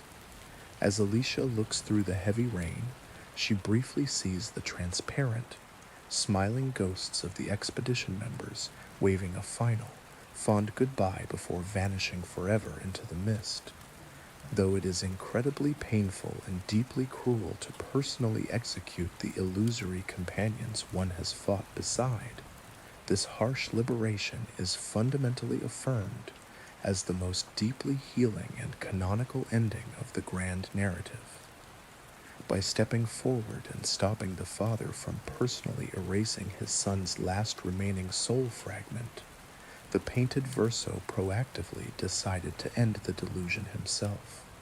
This ultimate act of self-sacrifice preserved the dignity of death, sparing the father from carrying the lifelong crushing regret and the immense guilt of committing a painted genocide. The family was violently forced to confront their grieving process in a healthy, natural manner. Alicia finally stepped completely out of the painting, carrying the heavy, beautiful memories of the floating city not as an eternal suffocating soul prison, but as a brave foundational chapter of her life that taught her how to truly accept loss. The deeply complex mythology of this universe ultimately reveals itself not as a simple fantasy tale of hunting monsters, but as a profound, outstanding academic thesis on the nature of psychological trauma, the terrifying power of artistic creation, and the absolute dangers of escapism. It cleverly and thoroughly subverts the traditional concepts of good and evil. The greatest enemy cursed by humanity was actually a desperate father trying to save his wife, while the revered guardian deity and the naive companion were the true sources of toxic imprisonment, selfishly depriving the world of the natural cycle of life and death. Through the bloody, heavily documented history of 68 failed expeditions, the narrative conveys a grim yet ultimately beautiful, truthful message. No magical world or painted illusion, no matter how radiant and perfect it may seem, can ever truly replace the fundamental human necessity to face and embrace the absolute pain of the real world in order to keep moving forward.